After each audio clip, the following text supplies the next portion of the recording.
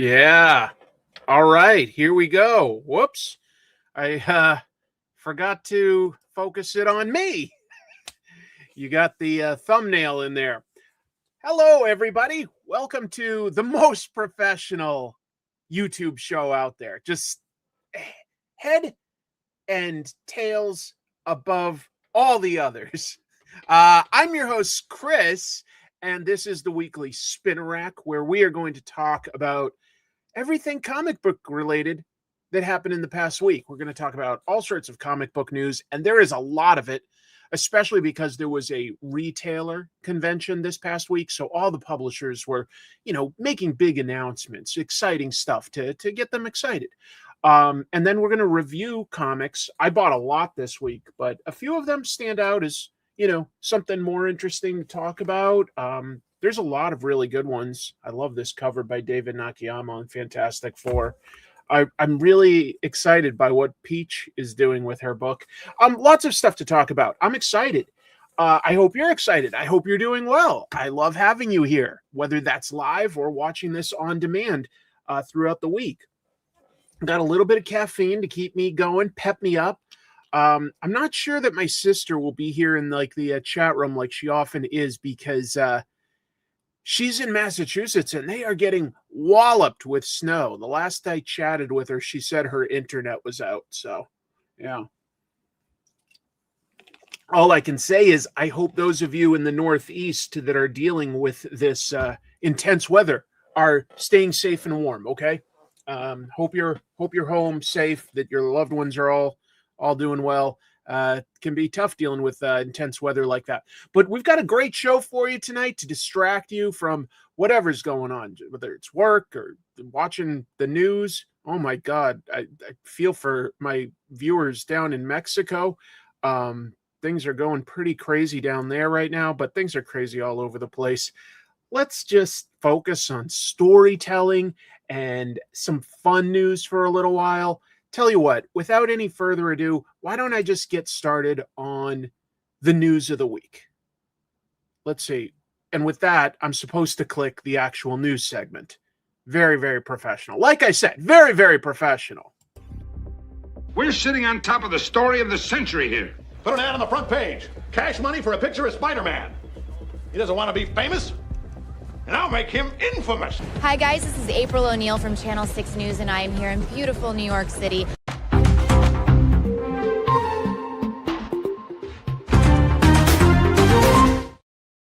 There we go. Okay, so here's me, there's the news, and here's a ticker so that if you're jumping in or out, you can get at least a sense of where things are. I'm also kind of excited to close the show tonight because I created a little bit of a different closer video. But anyway, that's pretty minor. Hope everybody's doing well. We'll probably also do some cool down drawing later, and I'll sort of update you on what's going on.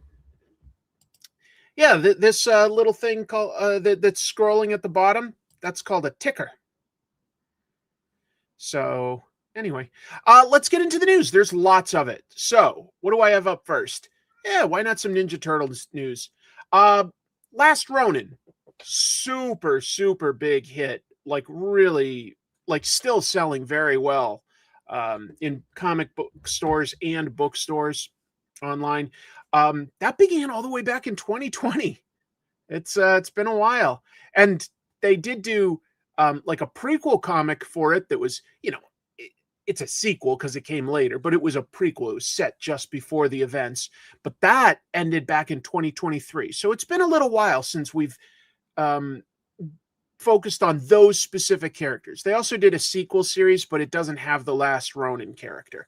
And I won't say which Ninja Turtle it is in case you haven't read it, because it is a really fun comic, if you don't know. Based on a story by the original creators of Ninja Turtles, Peter Laird and Kevin Eastman. Anyway, this week, Entertainment Weekly, I almost called it Energon Weekly. That's where my brain is. I'm totally burrito-brained. Anyway, Entertainment Weekly revealed that IDW is releasing a one-shot that's set during that dark future time period of Last Ronin. And it's got the original creative team, writers Kevin Eastman and Tom Waltz, the Escorza brothers, and Ben Bishop. So the entire team all back. I think that they did a really cool bit with that, and I'm excited for it. It's called Training Day, and it's going to focus on, I'm just going to call him the last Ninja Turtle. Oops, I said him. Now you know that it isn't Jenica or Venus. Hey, a super chat. I'll always pause to acknowledge and say thank you for that. Thanks, Steve. I'll consider this bit of caffeine on you. Thank you. But don't worry, folks. I've been drinking a lot more water lately. I just want to put myself up a little with some caffeine. By the way, there's still no plans to make that live action movie, and we haven't gotten an update on the video game that they were talking about since about 2023. I think it's been a while since they've talked about that. But anyway, this comic will be a one-shot focusing on the Ninja Turtle training Casey Marie, who's the daughter of Casey Jones and April O'Neil. Kevin Eastman explained to Entertainment Weekly that they do have ideas for more of this story to tell. And to sort of set some of that up, they felt like they wanted to have more, like, show that bit of emotional connection in the relatively brief time that this turtle and Casey Marie were together. So it's just going to be sort of, like a one-day intense training where they bond a little bit. But I kind of like some of those stories where characters just connect, even though they haven't been together very long. And I'm thinking of something like, say, Sarah Connor and Kyle Reese in the first Terminator. Like they're together for like a day, but they fall in love, and it's kind of nice. It's kind of nice. So anyway, I like this time period. I didn't love the sequel with the new turtles and stuff. I like the world of it. I just didn't connect in a major way to the new characters, but I like what they've done with, April and Fugitoid, this new character, Casey Marie, stuff they've done with the foot. I won't call them the hand this week. I'll get it right. I don't think Peter Laird has any direct involvement, although to be fair, they hyped him up as being involved in the first one, but it was really just that it was based on an old plot that he and Kevin had. So it's not that different. He's pretty retired. His deal when Peter Laird sold Ninja Turtles to Viacom did carve out that he could self-publish his own Ninja Turtles comics if he wanted to, but he's never gone for that. I think he's pretty happily retired. So it is what it is. Just thought I'd pass that on. And the leader should be called the Big Toe. I like that. But I am kind of glad, even if Peter Laird isn't involved, I am excited still when I see variant covers, interior pages, plotting, or scripting by Eastman on Ninja Turtles. I love that he's still involved in some way. It makes me really happy. All right, moving forward. Archie. I've got some Archie news. So Oni has this week announced that they are doing a compact comics line, which obviously is doing gangbusters for DC, and pretty much every other publisher is following suit. But I think this makes a lot of sense, as Oni is taking over the Archie license to bring out some of its best stuff in a really affordable format. So the collections are 5.5 inches basically by 8 3/4 inches. My sister just sent me a bunch of pictures of how much snow they have in Massachusetts. It's insane. Wow. Anyway, so yeah, tiny compact editions, but what will it include? What will it include?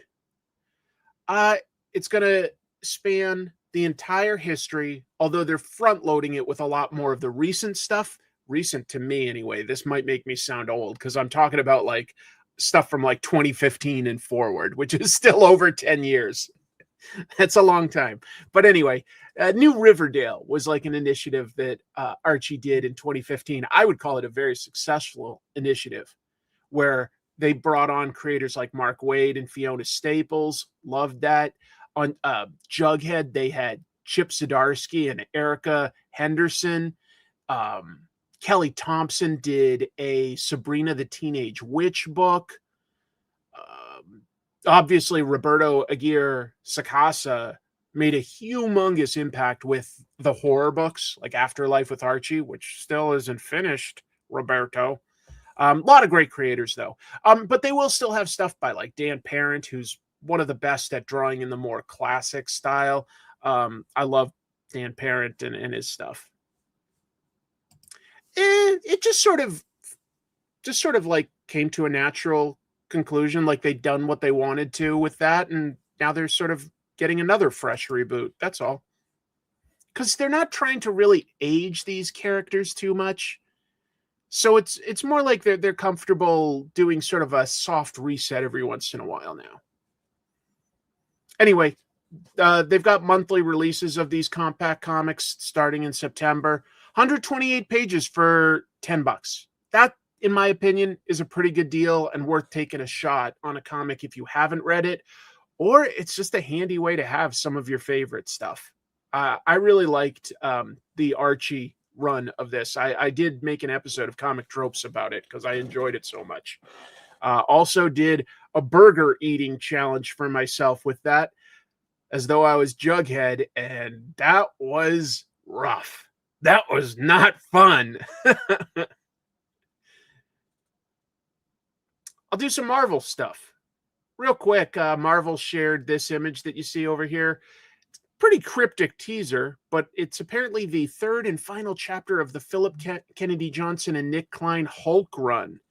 The first 30 issues of Hulk, they set up more of a supernatural story where Hulk was going up against all sorts of monsters. Really cool stuff, in my opinion. Really more like folk horror stuff, and then finally building up to more eldritch, ancient horror.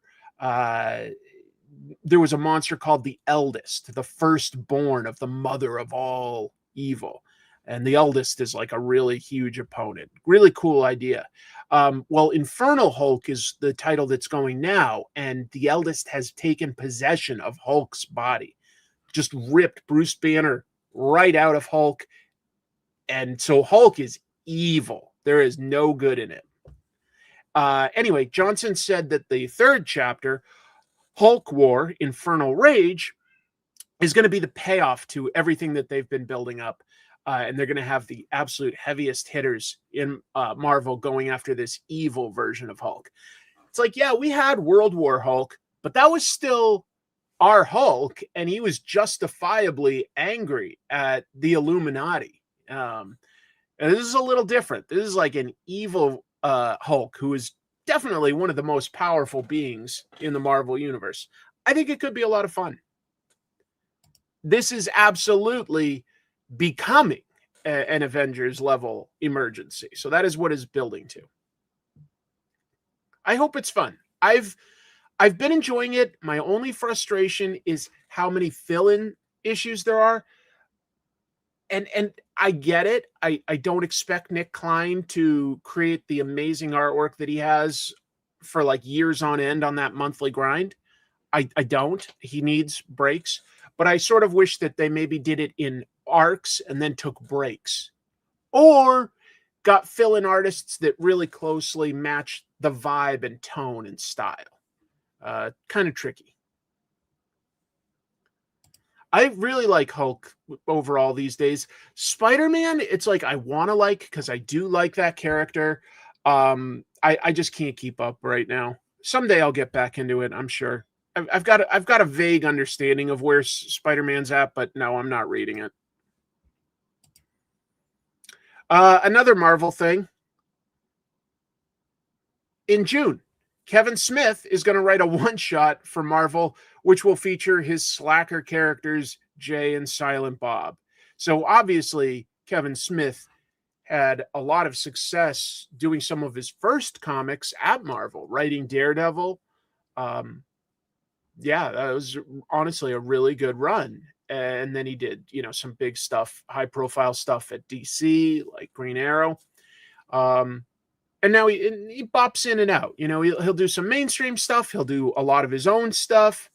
But to my knowledge, this is the first time Jay and Silent Bob are visiting the Marvel universe. They've definitely visited Archie before. I don't think Jay and Silent Bob have done anything with the DC characters, have they? I can't remember Jay and Silent Bob meeting like Batman or Superman, but they definitely met Archie. Anyway, so the interior art is by Giuseppe Camuncoli.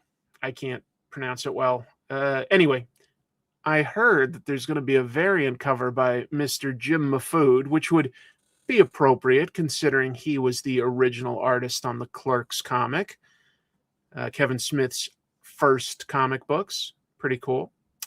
Anyway, the story is going to follow the Slacker duo. They need to get help from all of Marvel's heroes because Doctor Doom, for some reason, gets offended by them and he decides he wants them dead. I do find a little bit of humor in such a haughty, Haughty,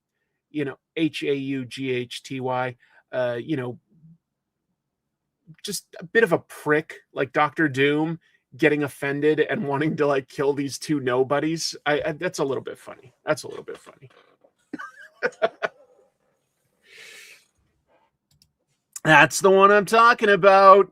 And Jim and I do have plans to make a new trash movie bonanza very soon. But yeah, he's just had a weekend down at the Original Art Expo convention in Orlando, Florida.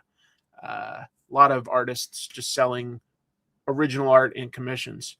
Sounds interesting.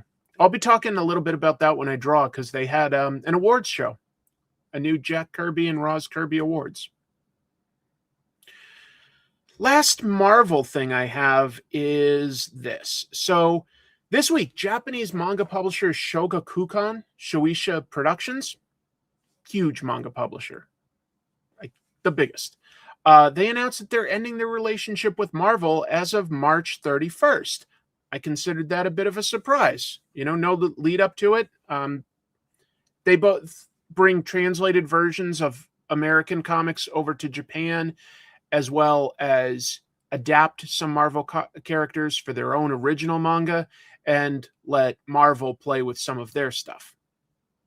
Anyway, they sent out a notice to social media saying when they're going to stop carrying each Marvel title. There's sort of like a 3-tiered system where they're phasing it out at their physical stores. They've also got an online store, and so they had a link to their catalog. They've got several hundred recent titles, but yeah, I guess they're not going to carry them anymore. They didn't specifically say this, but I assume if by them announcing that they're ending their relationship with Marvel, I'm making an assumption here, but I assume that it means the end of the manga that they publish based on Marvel characters like Deadpool, X-Men, that recent Doc Ock book where he's put into the body of like a 15-year-old girl or something. So I would assume so. The other thing that they publish is Ultraman, but I put this note saying that, Marvel has obviously been using Ultraman a pretty good amount in crossover stuff, but that relationship is almost definitely directly with Tsuburaya Productions, who owns Ultraman, as compared to going through sort of a third party for that. So we may still get like the occasional Ultraman stuff if I'm getting this right, but I don't know. I was a little surprised. I don't know why. I've been to Japan obviously a handful of times, and I've seen Marvel books in stores like Mandarake, and I assumed that Tsutaya is a bookstore. I've seen that stuff there. And when you go to Walmart or Target, along with the manga that they import here, I've seen them import Deadpool Samurai, and I thought that meant that it was all selling pretty well, but maybe not. Maybe it's not meeting what they wanted to. Again, this is all wild speculation. All I can say is that their stores are not going to be carrying Marvel comics anymore in the next few months. So we'll see what that means. I don't think this will mean the end of the manga stuff. This means that Disney probably wants to publish the comics themselves, right? Well, the Deadpool manga is translated and brought over here, but it's made there in Japan. by Shogakukan Shueisha for Jump Plus. So it's like, yeah, I guess Disney technically could try to make the manga, but they don't have the distribution or printing channels over in Japan. They would never bother. They would never bother.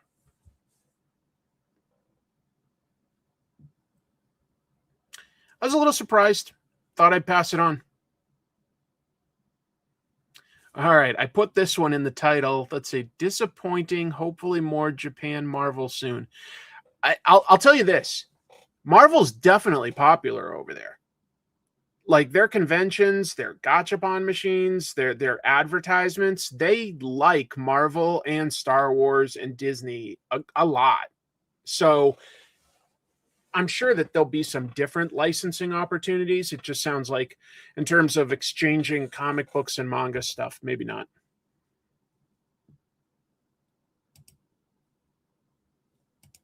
Well, they would have no distribution channels to do that. Like that would cost more than it's probably worth for them to set something like that up. It would probably make a lot more sense to have a licensing agreement and a reciprocal one at that. They don't want to have to deal with getting their stuff over there. No, I don't think that's very realistic personally. I could be wrong, but that's my take. All right. I've got other stuff like this. Yeah, I put this in the title. DC announced this week yet another delay to Batman issue 163. That's going to be the final issue for part 1 of the Hush 2 story that Jim Lee and Jeff Loeb are doing. As to how long that delay is, that means with a release date of May 27th, and again, who knows if they'll hit that, but if it does, that will be 9 months late. 9 months. It's obviously got like no momentum anymore. You know, I mean, if it comes out, maybe they can like get some more momentum releasing a trade paperback, but people like have forgotten about this book. I don't know anybody that I talk to at like say the comic book stores or my friends that do like comic book YouTube. I don't know anybody that's still excited about this. So, you know, they took a storyline that wasn't necessarily deep, but it was certainly fun and it was certainly a big seller. You know, the appeal was Jim Lee draws all the Batman characters, and they've created this sequel that has just landed like the first 2 issues did fine, and then I think it just has fizzled away. Also, no word on when DC plans to make part 2, because they did announce that it would be 2 parts, 6 issues and 6 issues. I go, of course, you know, there should be a break. I mean, Jim Lee's a busy guy, but this busy? I don't know. I just got a cool update that I will drop into my next piece of news from that's exciting. Oh, there's going to be some new news here in a minute. Anyway, yeah, trying to break the Ultimate Hulk versus Wolverine record. Was that ever finished? I don't remember that ever finishing. Maybe it did. But I don't remember at all. What I was thinking was, you know, is this going to be like All-Star Batman and Robin the Boy Wonder, where it's just a book also drawn by Jim Lee that's just never finished? You know, I wonder. Oh, interesting. I didn't even catch that. See, when something goes on a hiatus for that many years, it's hard. You lose track. I did not know that Ultimate Wolverine Hulk finished.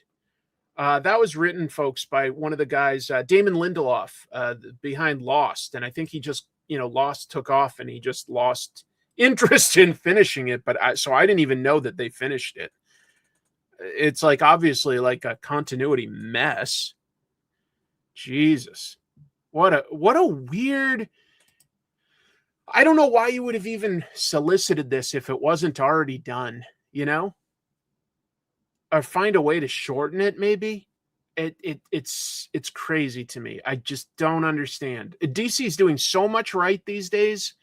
When I read the first 2 issues, I was not into this story, but I did think that certain pages had some really nice artwork, especially flashback stuff where Jim Lee was working with like washes and stuff. I was like, okay, he's kind of pushing himself artistically, and he can still do the fine detail. I wasn't totally against the art at all, but yeah.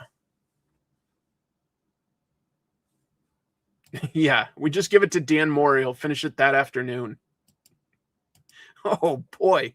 Oh, they're getting roasted, folks. All right, one more piece of DC news here, and that is a bunch of Next Level stuff. They shared a bunch of information to the retailers about their upcoming books. We already know James Herron is doing Etrigan the Demon. We know Joshua Williamson is going to reboot Legion of Superheroes. They didn't include any additional details of anybody else that's working on those books or when, just to be clear. Instead, they gave us details on 3 other books. Okay? Newly announced books included Teen Titans by Kyle Higgins and Danielle DiNicolo, The Dead Man by Maxwell Prince and Martin Morazzo, and Barbara Gordon Breakout by Mariko Tamaki and, I'll try this name, Amanke Nahupan. I hope I did okay. So yeah, three books. Let me give you a little bit of a description that DC shared at the convention. From the Power Rangers Shattered Grid team, that was a hugely popular book for Boom and really powered, pardon the pun, Power Rangers, the comic, for quite a while to come. But yeah, that now this artist and writer are going to do Teen Titans. Red Hood uncovers a network of missing powered teens and reluctantly joins forces with a new generation of plugged-in, hyper-capable young heroes to find them and expose the lie dividing their world. No specific date. They just said that would come out later this year. Interesting designs where they have almost more of a streetwear look than typical spandex. I kind of like that, to be honest. I feel like that's a more modern idea, that they have like real boots or jackets. That's more functional when you think about it. Interesting idea. I don't think Red Hood has ever really been part of the Teen Titans, has he? I don't know. Oh, James Herron on the Demon is at towards the top of my list. It's either number 1 or 2, along with the Lobo book by Jorge and Scotty. Those are the 2 that really excite me. Yeah, they're definitely softening Red Hood about with this, but maybe that's good for the long term of this character. All I can say is, look, I think Kyle Higgins is a great option for this. He had a good Nightwing run. He does teen heroes with Radiant Black very well. He's done team books like Power Rangers to great success. It's a good creative team for it. It's a good creative team. And I didn't expect this, but Kyle just texted me to let me know that the audiobook for Radiant Black is dropping this week. So he got like Will Friedle and Ryder Strong and a bunch of other great voice actors, and they're doing an audiobook adaptation of the comic book. I think that's a fun idea. I hope it goes well. I'm trying to think. There's DC has done a little bit of that with audiobooks, but yeah, there's not a whole lot of audio stuff connected to comics. It's funny that comes up too, because I'm currently making an exclusive episode for my patrons, and it's about audio stuff. I'm going to talk about the Crow soundtrack, the story behind the scenes on the Crow soundtrack. So that's the exclusive that's coming to Patreon members this month. Sorry, I went on a sidetrack there. I didn't expect this.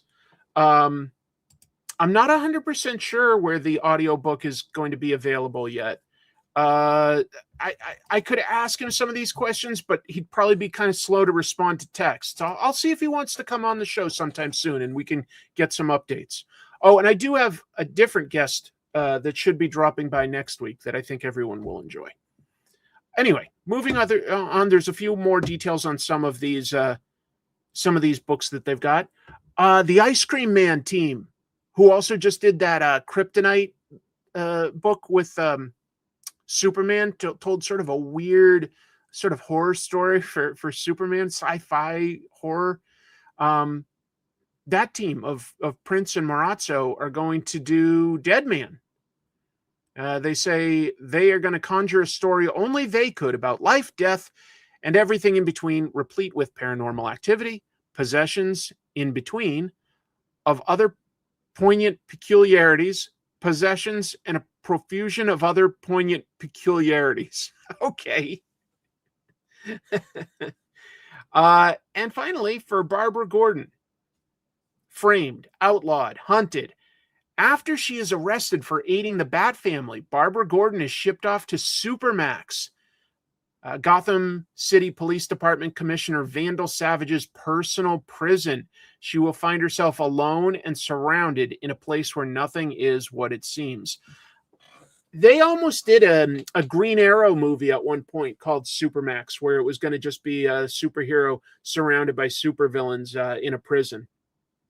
But yeah, I think that's a really cool idea, putting such a well-known superhero in a prison escape story.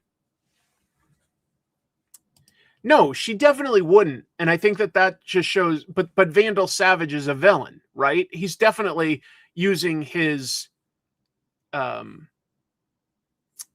politician pull to put her in a situation where she'd probably get killed, and he can say like, "Oh, I just put her in jail for being a vigilante. I had no idea that would happen."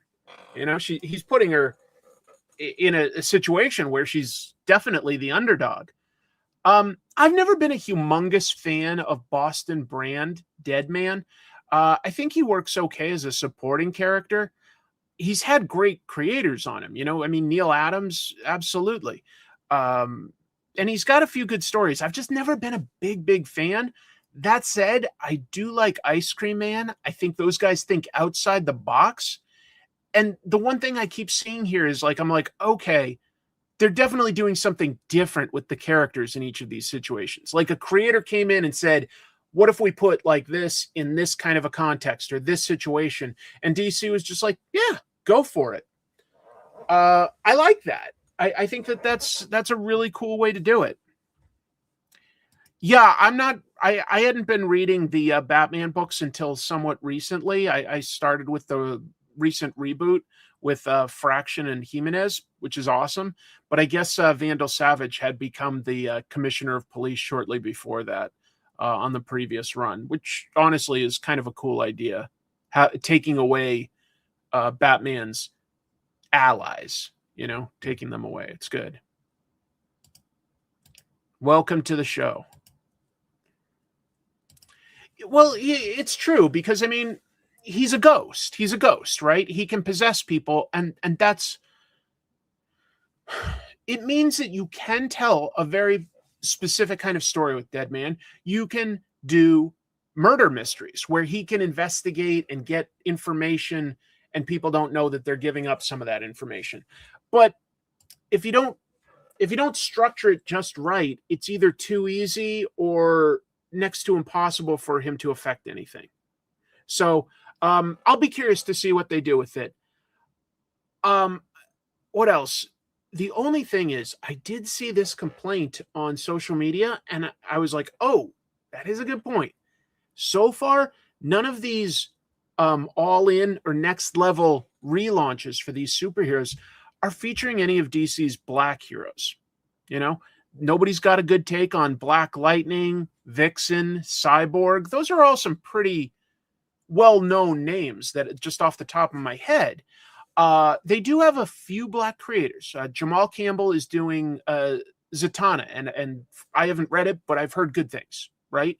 So that's cool. They've got some black creators, but I really think that they need to make it attractive to some of the top tier talent out there. Like if they could get, you know, Sanford Green excited to do a book for them, I think that would carry a lot of weight.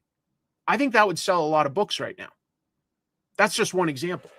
So I do think that that's a blind spot that DC has right now. Is that true? Stephanie Williams has been asking for a Vixen book. I think if you got to get an exciting team too, so it would have to have a top tier artist to fit in with all of this. They should do something with Milestone.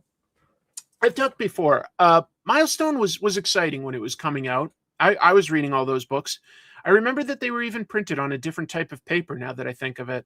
Yeah, that was interesting. I only liked half the titles, though. I liked Static, of course. That was one of the best. I liked Rocket, or Icon and Rocket. And I liked Hardware. I didn't really care for Blood Syndicate or Zombie, if I'm being honest. But I don't think you have to like the whole run. I don't think you have to. So there's another good example. It's great that they do have some Black creators. But I do think that it would carry a lot of weight if they could get some of these creators also on a prominent Black character. I think that that's something DC does have a little bit of a blind spot. I don't know how big that market is, but I have a hard time thinking that you can't do a Cyborg or Vixen comic right now and have it be like really, take off with the right team behind it. I think that like they have several characters. Steel, right? Steel should potentially be a character. There's a bunch of good characters. Certainly Static. Static, because of his cartoon, might even be like the best known. Probably Cyborg, right? Probably Cyborg is the best known, but Static is up there. They've got some good characters. They really do. That's a great point. Mr. Terrific. Everybody loved Mr. Terrific and Superman. That was a standout performance. That was great. And you can't leverage that to like put that as part of it. And look, I am saying this, maybe DC still has some surprises with what they're doing with Next Level. That is fair. I'm just saying it does feel to me like a bit of a blind spot. I do think that they're missing something. Could they support all 5 or 6 of these at once? Maybe not, but 1 or 2 of them they definitely could. All right, that's enough of me blithering on. Let's get to the next piece of news because it's cool too. Some absolute news. DC announced 2 new limited series for their Absolute universe. I appreciate the restraint. They aren't just doing everything absolute ongoing. 2 limited series? I think that makes sense. And they're both based on characters that have been established in some of the other books. We've got Absolute Catwoman #1. That's going to be written by Che Grayson along with Scott Snyder. Art by Bengal. Bengal's a really fun and exciting artist. That's a cool... That could be a really good fit. That's June 10th. And just before that... the premise... It's a little vague, but it said that like Catwoman's super successful and she has to go globe-trotting on this adventure because somebody's like, gonna take everything away from her. So it's, a James Bond globe-trotting adventure for her. Okay. They did kill Absolute Green Arrow. So the question is, who is this? Absolute Green Arrow #1, that's by Pornsak Pichot, and I loved his book, The Good Asian. Art by Raphael Albuquerque, top tier. That follows Dinah Lance as the protagonist. She's a protection specialist in the Absolute universe. She's investigating a serial killer who's taking out billionaires with, of course, green arrows. Woo, that's interesting. So could that be Roy Harper trying to get revenge? Could that be somebody absolutely new that we've never met before? Who knows? Who knows? Oh, thank you so much. I hope wherever you are that things are safe and normal. We're getting news here. It might be a little distorted and stuff, but we're seeing a lot of scary stuff that the cartels are doing. So I hope that you are doing well. Thank you so much for watching. Appreciate that. I had talked about that when they first announced it. I like that the Men of Action, who created Ben 10, have a bit of a creative role in that comic. But I've never seen the comic, so it is a bit of a blind spot for me. Dude, Absolute Batman and regular Batman are both top tier. And I can't wait to get the trade paperback of Batman Dark Patterns. I heard that Dan Waters and Hayden Sherman did something really special with that book. You give me $2, but then you out me? Oh my God. Now Dinah Lance is going to get me. Unless, how can I solve this problem with an arrow? That was Oliver Queen's question in every episode of Arrow. How can I solve this problem with an arrow? I love that so many of the fight scenes also had to, like, just to be visually interesting, they have to get close quarters. So he'd always get like off one or two great shots, and then all of a sudden his bow just became like a staff, and he's just like clubbing people on the head. I did do that for an episode about, was it about Green Arrow? I think it was. I did do a weird opening where I train and I put on a superhero suit and I go out with a crossbow, and I lost all of the bolts in the woods. Yeah, I read the initial run of Fables. I thought it was fantastic. I never read sort of the relaunch from a few years ago. I kind of mean to, because I love those characters, but I didn't make it a priority. Thank you for checking in from Iran. We got people from all over the place. That's awesome. I appreciate it. What else? Honestly, though, between these two, I kind of love the idea of the Green Arrow book being a little bit horror, because like he wears a mask and it looks like, kind of a skull. And the idea that he's killing billionaires, you're like, oh yeah, you're not supposed to kill, but they are billionaires. So it's like we're a little sympathetic to them these days. Arrow was still dope. I loved the first several seasons of Arrow. I do think it petered out, just like all the WB shows did after a few seasons. But the first few were very fun. Very, very fun. Yeah, Boomerang Arrow. You don't need more than that. Hey, Raymond. Nice to have you here. What else do we have? I think that might have been all for DC. Yep. This is just a fun one, I hope. I think it's fun. Episode 6 of the current Star Trek show, Star Trek Academy, had a comic book as an important plot point. It set it up in the world that people still read and love comic books in the 32nd century, like way far in the future. The Star Trek Academy is set way far in the future, as far in the future as we've gone. And I kind of like that. It was called Tales from the Frontier. But the episode features, like, I'll give you a plot breakdown so you understand how the comic was used. A bunch of cadets were investigating this, like, 100-year-old wrecked starship out in space. And it won't restart for them because it thinks that the original crew is still alive. And they're not, but it will only restart for the crew. So they end up taking their Tales from the Frontier comic book, which is about these, like, heroes from 100 years ago, and it has it scan that so that the computer understands what happened to its crew. While they're showing these comic book pages, a bunch of viewers thought that it looked like it could have been AI generated. That was the concern. It's a legit concern these days, right? But a Star Trek expert revealed that it was actually created in-house by the show's graphic designer and art director, a guy named Stuart Pierce, which I thought was really cool. Hey, look at this. Thank you for the super chat. Comics are for everyone. Wicked awesome that your troopers are worldwide, kind of like G.I. Joe. They are these days. Pretty dope your audience is international. Go troopers. Hey, that's really positive. Thank you. I appreciate you. That's so nice. Yes, people still read in this future. Star Trek has always been a positive view of the future. Anyway, that fan, I'm going to guess at his name, Jorg Hillebrand, he posts nothing but super deep dives and details on all the Star Trek shows. He's definitely an uber Star Trek fan, but he posted all the pages of the comic that were shown to his Blue Sky. So there's his name if you wanted to look something like that up. But I think that's really cool that they used a comic book as a plot point on a show. They didn't hire IDW to make it. Maybe that would have just taken too long, to be honest.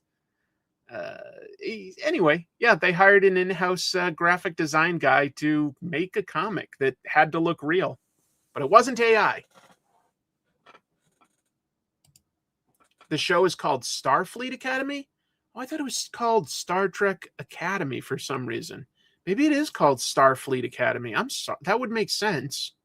I've only watched like 3 episodes. I got to admit, it's better than I expected. I didn't think that the idea sounded promising at all. I kind of like it. Got to admit. I think we can all safely guess that his page rate beats the industry standard because it's TV.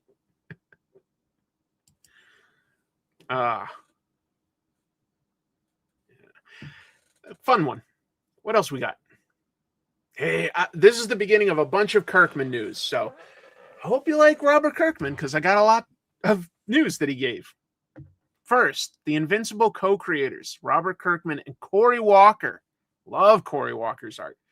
They're reuniting for a series of backup stories in the pages of Capes, issues 7 through 12. It's going to debut a new character in their Invincible universe, Elemental. If you've ever read Invincible, you know that Robert loves pun names. Adam, Eve, and Rexplode, and who else did we have? Shrinking Violet and Shrinking Ray. You know, he loves pun names. But I love Cory's art so much. I don't ever get to see enough of it. Yep, Multi-Paul. Thank you, King of New York. So yeah, they're going to be creating some more Invincible comics, basically, as a backup. Elemental, you could probably guess. She controls wind, fire, earth, water. She's also going to be one of the playable characters in their upcoming Invincible versus video game. So yeah, duplicate. Yep. I know. I own a few pages of Cory Walker original art, and to me that means a lot. I'm just a big fan. He's a perfectionist, but I love his clean lines. I love his sense of design. I love his composition. I love Cory's sense of motion. He studied a lot of animation in school, so he really does understand that like cause and effect relationship. He's good. He mostly works on the animated show these days, doing the character designs. Anyway, Capes number 7 is going to continue past the remastered first 6 issues. Right now, they're reprinting the first 6 issues, but technically they're not because Mark Englert redrew all the pages, or at least most of the pages. But it's gonna continue with a news story about the superhero employees. If you don't know, Capes is the name of the company they work for. It's like they're superheroes that punch a clock and do superhero work and then bill different clients. It's got returning artist Mark Englert. It's going to be written by Benito Cereno, who obviously has done a bunch of stuff with Robert. They worked together on Blood and Thunder. Benito also has written some Adam Eve books. If you've ever seen Adam Eve's origin stuff or that cartoon episode, that's based on the comics he wrote. Yeah, so they're pals, and it's cool to have them continue the story. Specifically, issue 7 is going to have a variant cover here by Cory, really nice and clean, and the story is going to focus on Capes Incorporated because it's going to take place during the time in Invincible where Invincible was off planet for a long time, fighting in something called the Viltrumite War. And the Guardians of the Galaxy are the main superhero team at home, but they're occupied fighting this big organization called the Order. So it kind of makes sense. It leaves room for other superheroes to need to take center stage. Copes. Yeah. Copes. I don't know. I tend to doubt it. Did I say Guardians of the Galaxy? I obviously meant Guardians of the Globe. I don't think that they have any plans to actually relaunch Invincible, But if Capes does well, I think it could feature a lot of the characters that we've seen before. I mean, it's not beyond the realm of possibility that characters like Wolfman or Tech Jacket could get jobs there, and so yeah. He's one of my favorites. I wish more people knew about his work. I think it's incredible. I really do. Yeah, that's everything. But there's, like I say, there's a bunch more Kirkman news. This one wasn't a surprise per se. I think any of us reading G.I. Joe or Transformers knew that this book was likely to come, but who knew who would be working on it or when, what the story was? That's all news that got released this week. Energon Universe is going to expand. Skybound Image and Hasbro shared that M.A.S.K will become a new ongoing series in that shared universe. Starts June 3rd. It probably makes sense that they didn't launch this right at the beginning, because M.A.S.K is definitely not as well known as Transformers and G.I. Joe, right? Like, if you're going to do this, set up the world a little bit more. And then once you do, M.A.S.K really bridges G.I. Joe in a great way, because it's people that are soldiers, but they have vehicles that transform. So obviously there is sort of a through line there. Let's see. I'm too young for M.A.S.K, but pumped for this book. You should be. I'm going to talk about the artist in a little bit. M.A.S.K had a great theme song, though. I will say that. Great theme song. Writer is going to be Dan Waters. He's done lots of great stuff. And he's teaming up with artist Pi Par. Now, Pi Par did a book, I think it ended just last year, Petrol Head. Petrol Head was published through Image, and it's sort of a post-apocalyptic future where this girl gets a transforming hot rod car. But he's not like from like a whole race of aliens or anything. He's something built on Earth. He's her robot friend. But Petrol Head was good, man. I think that book is going to possibly explode on the back issue market. I really do. If this book takes off a little bit, I think that people will definitely go for Petrol Head, because it probably was not ordered on the same level, so copies are a little more rare. It's a good book. Good book. Anyway, it focuses on a bunch of characters that they've been seeding in both G.I. Joe and Transformers as supporting characters. My inner child loves the Energon universe. It has brought me back to these things that I absolutely loved around 3rd and 4th grade. Huge fan. I kind of kept up with my G.I. Joe fandom because of the comics. Transformers, I really did sort of fall off right after like the original animated movie came out. Like then there was season 3, but like then I kind of abandoned my fandom of it for a long time. And it's brought me back. I love it. I'm not buying all the Transformers toys. That would cost me a fortune, but I like Transformers. I like the comics a lot. I'm excited about the potential behind the show. Yeah. What am I saying about this? Here's what they described as the premise. Matt Tracker, that's this guy, forms M.A.S.K, a rapid response network equipped with advanced technology that transforms vehicles and their drivers into powerful combat units. They also each have a mask that has a power, like a force beam or gravity stuff, all sort of acid, things like that. Standing in their way is Miles Mayhem and his team Venom, locked in a covert arms race, hunting for devastating weapons from Earth and beyond. As both sides escalate, Tracker's own secrets threaten to undermine the mission from within. The latest issue of G.I. Joe really weaves together all this stuff really well. The Autobot Hound has secretly been teaming up with Clutch of G.I. Joe and considers himself a G.I. Joe. But at the end of this issue, Matt Tracker has been on the run, like keeping a low profile, and he comes in and meets a government agent at like a car race, and somebody breaks in with this huge lifted truck with rockets, and it's Scrap Iron, who's a Cobra mercenary, and he's working for Venom. So it's doing a good job of really like just coming up with new story ideas that really fit organically into everything that exists. It's fun. It's really fun. I love the colors on some of these variants. They're doing a bunch of variant covers. One by, I don't see him in the chat tonight, but EJ Sue is often here, artist of Blood and Thunder, but he's doing a variant cover that's like a tech spec type look at Matt's race car. It looks really nice. There's one by Daniel Warren Johnson that's exciting. Obviously, Pi Par does some stuff, but I really love how they're using such an 80s aesthetic for the backgrounds and the colors. I think that's really cool. Oh, EJ, you are here.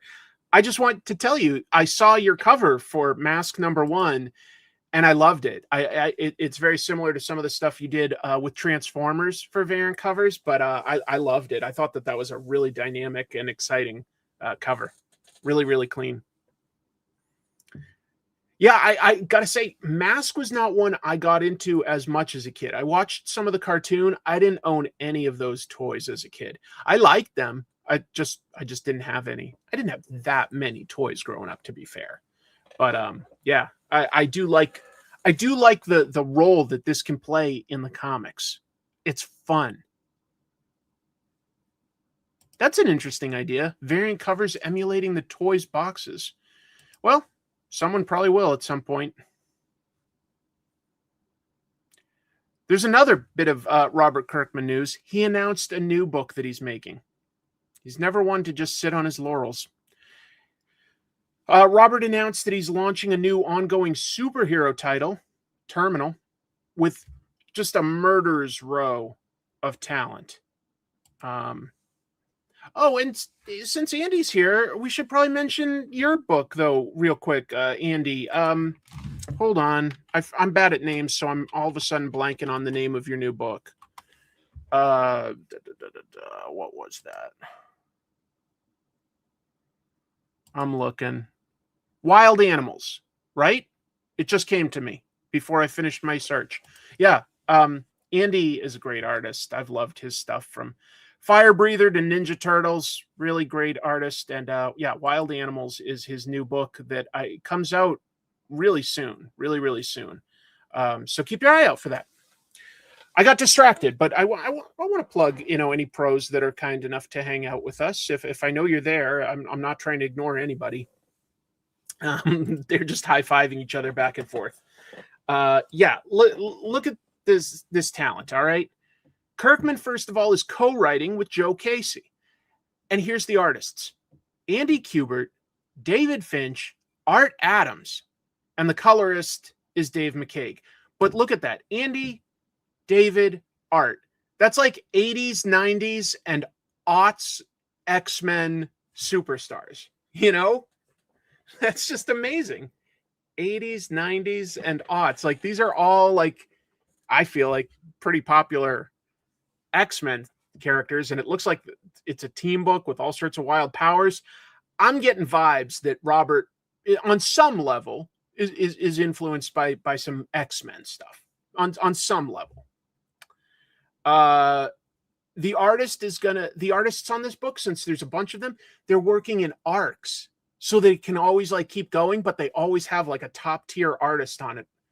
It's going to begin July 22nd. Kirkman said they've been working on this for a long time. They'll have about 18 issues complete by the time the first issue ships. That's been something Robert's been doing for a long time now, is making sure that he's way ahead. The Energon universe stuff, that was done a long time before it was ever announced. I mean, we even saw that there was a big gap between IDW announcing that they were not continuing those licenses and when Energon Universe started. Blood and Thunder and Capes, those are books that they started on a long time ago. And it's tough. I've had to keep my mouth shut because I'm not a gossip site here to, I'm just here to riff on the news and stuff, not to break it and betray friends' trust.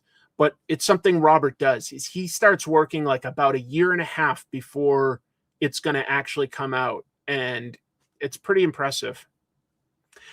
I was wondering that too. When was the last time Andy Kubert worked for a company that wasn't Marvel or DC? I don't know. I don't know. There's a few guys that just, mostly stay at the big two. I don't know. Yup, Oblivion Song. Like, that was one that was, like, ready well ahead of time. Yeah. Well, keep in mind that he's writing Transformers. Skinbreaker, he had sort of finished writing a long time ago, and David Finch just could take his time drawing it, but that's a limited series. And he's co-writing this book. He's more of like a creative overhead on Blood and Thunder. So he's not writing that many monthly books, actually. He's really only doing about 2. 8 years, EJ says, for Blood and Thunder. 8 years they took to get this ready. So they're way ahead. It's pretty nice when you can launch a book and not have any interruptions. It's really, really nice.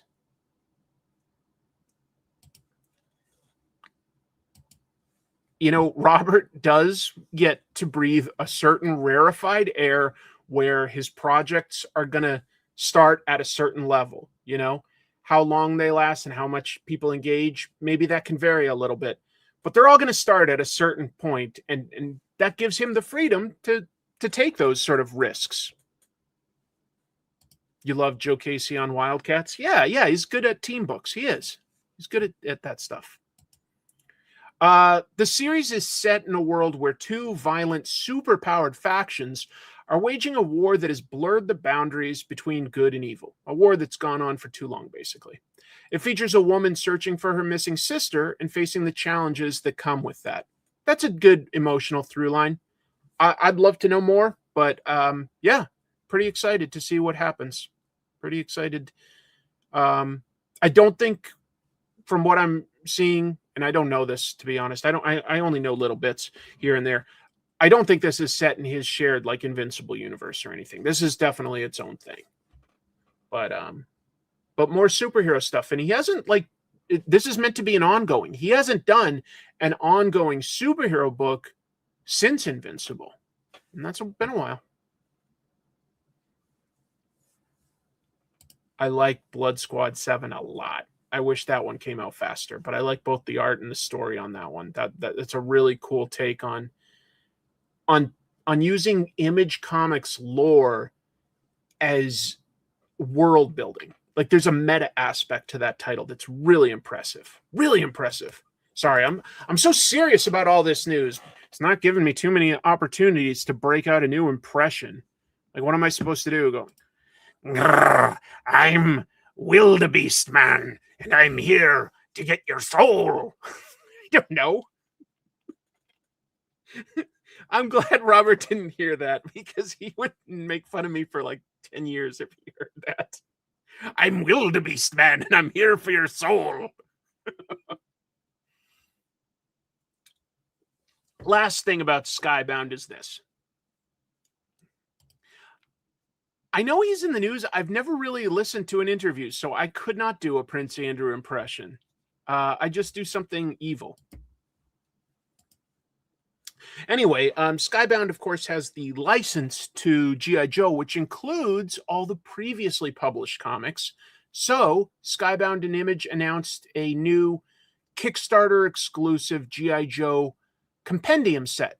They're calling it Compendium Set 1 and 2. It's going to launch March 24th, 6 a.m. Pacific, because that's the time zone we all base everything on.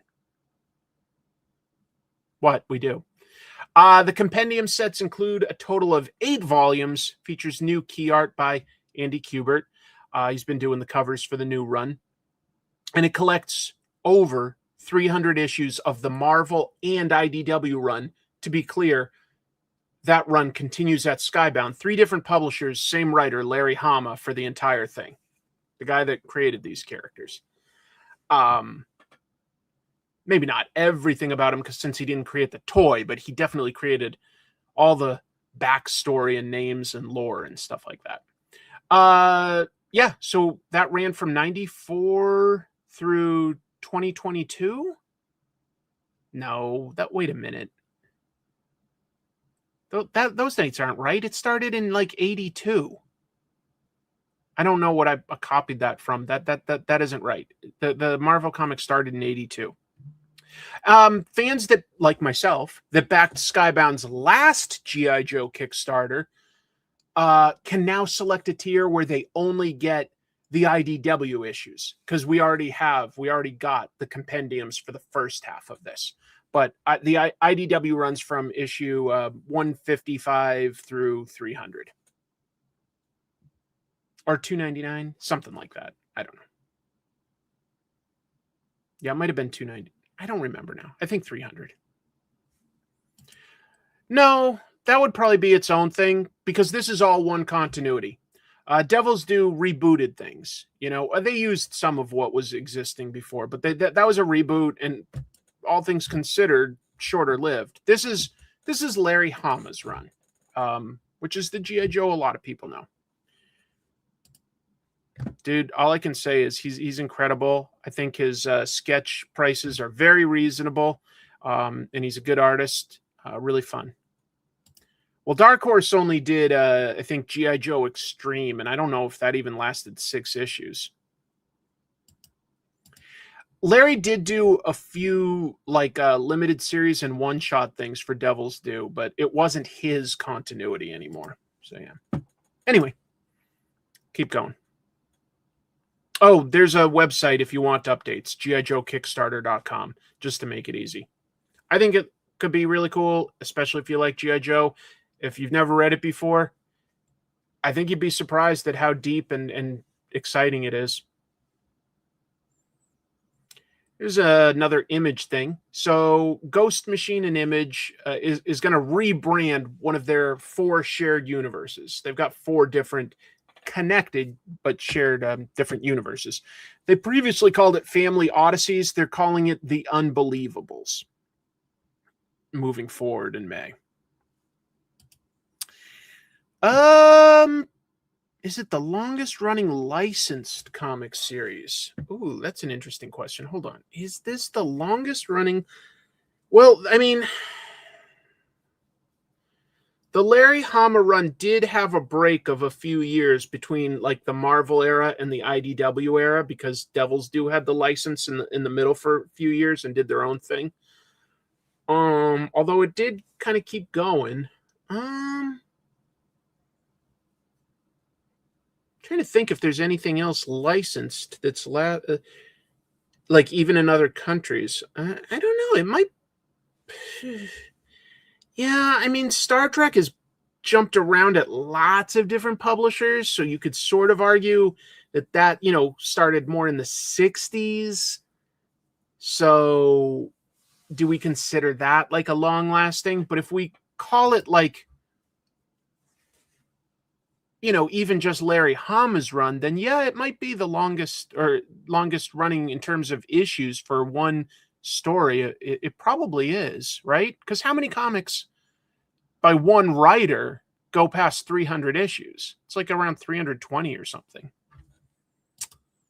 That's a good argument. Yeah, things like that's what I was trying to think, is like how to define this, because Donald Duck, Mickey Mouse, The Phantom, those are all also licensed books that aren't necessarily as popular here in America, but in countries like Sweden and Australia, they're still going strong. So probably you'd have to say, I'd have to look at the numbers on it, but either The Phantom or Mickey Mouse are probably the longest. It's just that they would have had rotating creators. But if you're talking about one creator for a licensed book, it's definitely G.I. Joe with Larry Hama. Interesting thing to think about. All right, I'm going to go to the next piece of news. Image and Ghost Machine is turning the shared universe of Family Odysseys into something called The Unbelievables. The book will be anchored by the 2 books, The Rockefellers and Hornsby and Halo. It's also going to introduce a new title, The $1 Trillion Kid, by Jeff Johns, Peter Tomasi, and Francis Monopole. In June, the titles are going to get a 4-part crossover event, Who Are the Unbelievables, which begins introducing several major new characters joining the line, including the $1 Trillion Kid. Ghost Machine created this map showing where all their new characters, are, and the 4-part book. Among those being introduced are the Dead Tones, a rock band of misfit monsters on the run, the Curious Creatures of Dr. Moreau, and Genie, a genie finally free from her endless existence of servitude and now coming to grips with what freedom means in the modern world. All right. We've got James Tynion news. So, James Tynion IV, he's teaming up with Marguerite Bennett for a book called Odin. That's a new original horror book that sees neo-Nazi punks going up against ancient Norse beings. But don't worry, we're not supposed to root for the neo-Nazis. Letitia Cadanici, she's been drawing House of Slaughter. She's going to handle the art for Odin. I think that's a her anyway. I'm not 100% sure now. Anyway, it's going to be a 9-issue limited series. It's coming from Image in May. Image Comics. Tynion does a lot of stuff at Boom, at Image, does at DC. It's all over the place. Here's the description. Odin follows Adela, a thrill-seeking journalist who goes undercover to report on a band of neo-Nazis. She will do anything for the perfect story, including heading into the frozen forests of Norway with neo-Nazi punks who seek Odin to achieve their promised white supremacist destiny. But what awaits them in the woods is far older and stranger than any of them can comprehend, and no gods are coming to answer their prayers. I like the idea of the Norway woods at night and monsters being in there. Tiny Onion also at Comics Pro announced that they're going to add a lot more merch to their online store.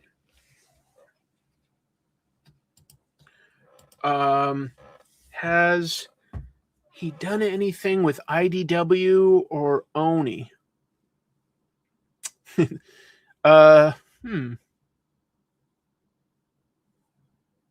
Not off the top of my head. Not off the top of my head. Letitia is indeed a she from Italy. Thank you. Just want to be sure. This book will definitely piss off a certain amount of people. They are not the intended readers, so I don't think he cares. I really don't. Yeah, I don't think he's done anything at Oni, and I can't think of IDW either right now. Has worked with Boom for a long time. Anyway, it's a good question. He's going to have, just so you know, like a big couple of years with all the things that are getting adapted into both animation and live action, as well as doing some of these new books. So he's going to be big for another few years. This is more about Boom than Something is Killing the Children, but I thought it was interesting. They announced at Comics Pro several ways that they're going to help comic book stores, which is the ultimate goal of the Comics Pro convention. A lot of these, publishers were announcing their biggest books to, get them excited, and that makes sense. But what about the behind-the-scenes stuff that they could do? So the VP of Sales, Josh Hayes, spoke on a panel, and this is part of what he told retailers. We're going to bring back thank you variants. Those are 1 per store. Okay. We're going to start that with Something is Killing the Children, number 46. Hey, that'll go for a lot of money. I get it. Whatever. The second thing we're going to do, we're actually going to spend more money this year on direct-to-consumer marketing to help customers in your store buy our books than we spent the last 2 years combined. Okay, so I bet we get like displays, posters, things like that at comic book stores. But this is the one that interests me most. One more thing we're going to do. We have a really aggressive program. We're actually going to make it bigger. We're going to do returnability. Every single cover A, the main cover, not any variants, on every single book we publish. Every single issue of that book. So you can take a chance on any of our books, and we've got your back on all of them. but we don't want to publish something we don't believe in. We need to have your back. That used to be a thing when there was the newsstand market. You could return copies of what you didn't sell, so you weren't as nervous about how many you were ordering, because if you didn't sell them, you return them to the publisher, and it was on the publisher to decide how many copies they were going to publish. You know, like it was on them to figure that out, not to wait and get all the orders. They would just say, like, I think we're gonna, based on like trends, we're gonna sell, 80,000 copies next month of Spider-Man. We're gonna sell 200,000 copies of Batman, things like that. So yeah, what financially risky, but that definitely does support the retailer. Boom is saying that, say a new Boom book like Something is Killing the Adults comes out, right? And so they order 100,000 copies of issue 1, and normally they'd order like 60,000 copies of issue 2. Well, there's really no risk on them continuing that order at 100,000 again for issue 2. Won't have as big a drop, because if they don't sell them, they can return them, get their money back. I will at some point. I will. I got to carve out some time, but I will. So, yeah, I'm surprised that Boom is ready to take that kind of a chance. And I'm sure they do have some little things like, you can't order 500,000 copies. Like they're going to have a limit, but yeah, they'll take back the unsold copies. Which just means that they're going to like probably be looking into like warehousing some of these back issues, and they can sell them if they don't, anything that gets returned, they can sell in bulk discounts down the road, or if demand goes up, they'll just have a back issue catalog that stores can order from for, an extended period of time. It's a big move, and I hope it pays off. It certainly benefits stores. So if it does work, great to be the first, and like stores will like have their backs if it works well. So there they go. But you know what? When you're not Marvel or DC, you got to fight for that shelf space, right? You gotta, because otherwise something else is gonna fill up that rack. So you got to make it attractive to the store owner. I would say it doesn't necessarily affect them too much. They're probably going to do something like, if you're trying to get a ratio variant, I don't know. They might not even do ratio variants. They just might make cover B, C, D, and base those off of the pre-orders. They might not do ratio variants. For a while, that was what they did. Yeah. So like in the 70s, you could go to like head shops and they would sell comics for like a nickel instead of 25 cents, and it just didn't have the cover. It was illegal, but it happened.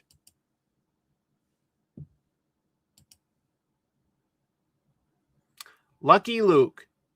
Anybody here know that comic book? Well, Disney Plus France released a teaser trailer this week for the live-action Lucky Luke series, based on the popular bande dessinée Western that began in 1946 and is still being published today. A little bit funny, a little bit action-packed, created by a guy named Morris in 46. He continued working on it until he was dead. I think it was like 1955. Rene, and I never know how to pronounce his last name, but the creator of Asterix, Rene Goscinny, joined and co-wrote the book. So yeah, huge run.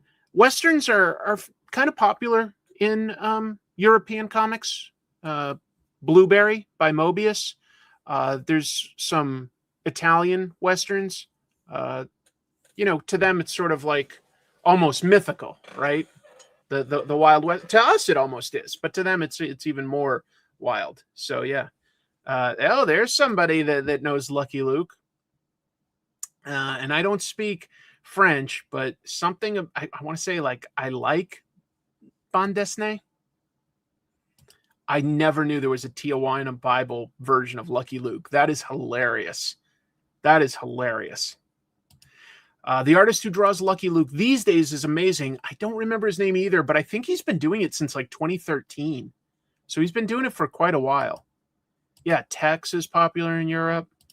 Grew up reading Lucky Luke. Good. Yeah, it's been around a long time, so a lot of people like it, but it's not necessarily like it's had a huge impact here in America. But I think anytime that there's a comic from anywhere in the world that's been around that long and gets like a big adaptation like this, it's kind of cool.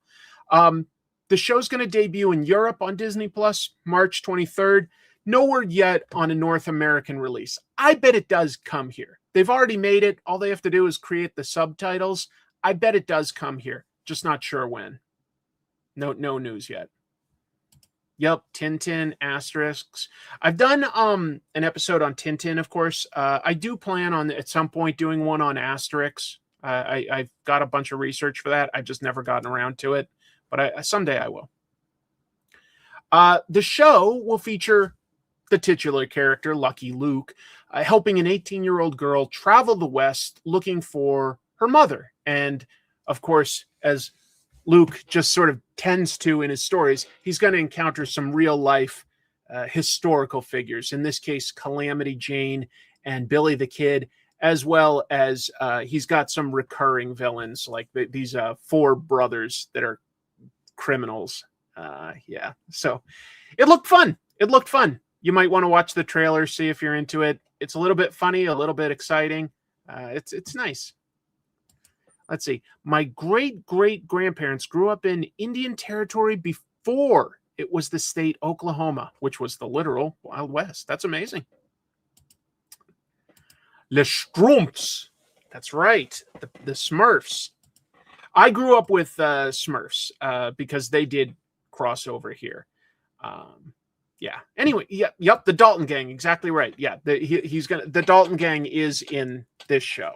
They have to be. They're a good recurring nuisance for him. Anyway, just putting it on people's radar. And since I did that, I thought I'd talk about another European comic. So that one's like Franco-Belgian. This one is Italian, but Conan is going to meet Dragonero. Titan announced a crossover with a pretty popular Italian fantasy character, Dragonero. 7-issue series. It's going to begin in May. Features Conan being dragged into Dragonero's world where they have to put aside their suspicions to battle evil forces. And the comic is going to be made by Italian creators exclusively. Writers, Luca Enoch and Stefano Vietti. They're the creators of Dragonero, and they get to do the Conan crossover with Lorenzo Nuti on art. Dragonero began as a graphic novel in 2007, and then it became an ongoing monthly comic in Italy in 2013. It's high fantasy like Tolkien or a serious tabletop game of like Dungeons and Dragons. It's got lots of high fantasy stuff. Dragonero's real name is Ian Aranil. He's a former Imperial scout turned adventurer in the fantasy world of Arendar. Ian is, I think you all kind of know Conan, barbarian, smart, but, you know, goes where the action is, where the money is, where the babes are. Ian, or Dragonero, he's a more pragmatic hero. He's good as a swordsman, but he also knows a bit of magic, and he finds himself trying to like more mediate differences between warring species or confronting ancient evil threats, things like that. Oh, thank you. I don't think I knew that, to be honest, because I don't know Italian really, but apparently Dragonero equals black dragon. That's a really cool name. So just kind of a cool bit of European comics, sort of here and there, pushing their way into North America. I'm always open for it. I didn't know that. That's really interesting. You were an actual cowboy in Eastern Oregon. To be fair, Lucky Luke, he calls himself a cowboy. He doesn't really work as a cowboy. He's more of like, you know, an adventurer in the Old West, just to be clear. but I thought I'd put that on people's radar. It's cool that the writers are the actual writers of the character. 3 Worlds, 3 Moons. So July 8th, Jonathan Hickman, Mike Del Mundo, Mike Huddleston, and Nick Spencer's ambitious sci-fi shared universe 3 Worlds, 3 Moons. It's going to come to print for the first time at Dark Horse. So that's a shared universe of sci-fi, sometimes fantasy stuff that the creators publish online on Substack for their subscribers. But now you can get it in print. The Foundations. It's going to be a one-shot that was written by Hickman and Spencer, illustrated by Del Mundo and Huddleston, lettered by Russ Wooten. It's the first title in the line, and it sets the scene for a really big shared universe. 32 pages. It features an astronaut and explorer. He's both. He goes on this doomed expedition, and it sort of reignites this ancient big war that involves magic and science. I'm trying to keep it really high level description instead of getting deep into the weeds, because it's a big thing. But this is the entry point. If you like any of these creators, they've got a lot of passion for what they're doing. They didn't set out to do this through any existing studio system. They did it with each other because they wanted to. They did it through like sheer force of will. But it is successful, and so now they can bring it to print for mainstream audiences to discover. I think that's really cool. Oh yeah. Well, I mean, Huddleston and Del Mundo are both super, super talented. Super, super talented. All of these guys are talented. It's a really cool creative project when people can collab like that. Hickman is doing it. It's his own thing. I can't say that there will be no infographics. Another Dark Horse thing. Dark Horse and award-winning cartoonist, he's got a lot of them, Terry Moore, I somehow typed that twice, sorry, have partnered to form a new imprint that's going to debut October 13th. The imprint is going to begin with a new omnibus of Moore's long-running drama Strangers in Paradise, with plans to reprint the entire long-running series. Yeah, very cool. The first omnibus is going to have the first 3 trade paperback volumes, basically. Here's how Dark Horse describes it, in case you haven't read it before. Strangers in Paradise is the compelling love story of 3 unlikely friends who find themselves bound together by their pasts. Kachu is a beautiful young woman living in the spare bedroom of her high school friend Francine. But, brash and outspoken, Kachu makes no secret of her love for Francine, but that's not an option for the shy, insecure woman who looks for Prince Charming in a series of bad boyfriends. Enter David, a gentle but persistent artist who seems determined to win Kachu's heart. The resulting triangle is a touching comedy of romantic errors that takes the trio down a complicated road of murder, mayhem, and love, featuring an array of characters including crime bosses, psychopaths, and well-meaning friends. Oh yes, this has been around for ages. I think that this goes back to the 80s, if I'm remembering right. Yeah, good artist, draws in a very realistic style, but it's a drama. So I feel like there's not tons of real life drama comics out there. You could say that this falls into the romance comics genre that was created and popularized in the 50s. Definitely the kind of thing that would not feel out of place in like a manga magazine for adults over in Japan, but over here less of it. But I think that that's great that Dark Horse is planning on printing a bunch of these. If you like anything like Love and Rockets, I don't know, Hepcats, Archie, might like that. They are. There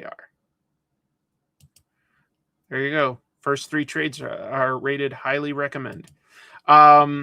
Yeah, anyway, just that's coming out in October. I think it's a good thing if more people discover these comics, just a genre that's a little underrepresented, but certainly really well done. Arguably, Terry Moore, one of the absolute best. I'm a huge fan of, what do you call it?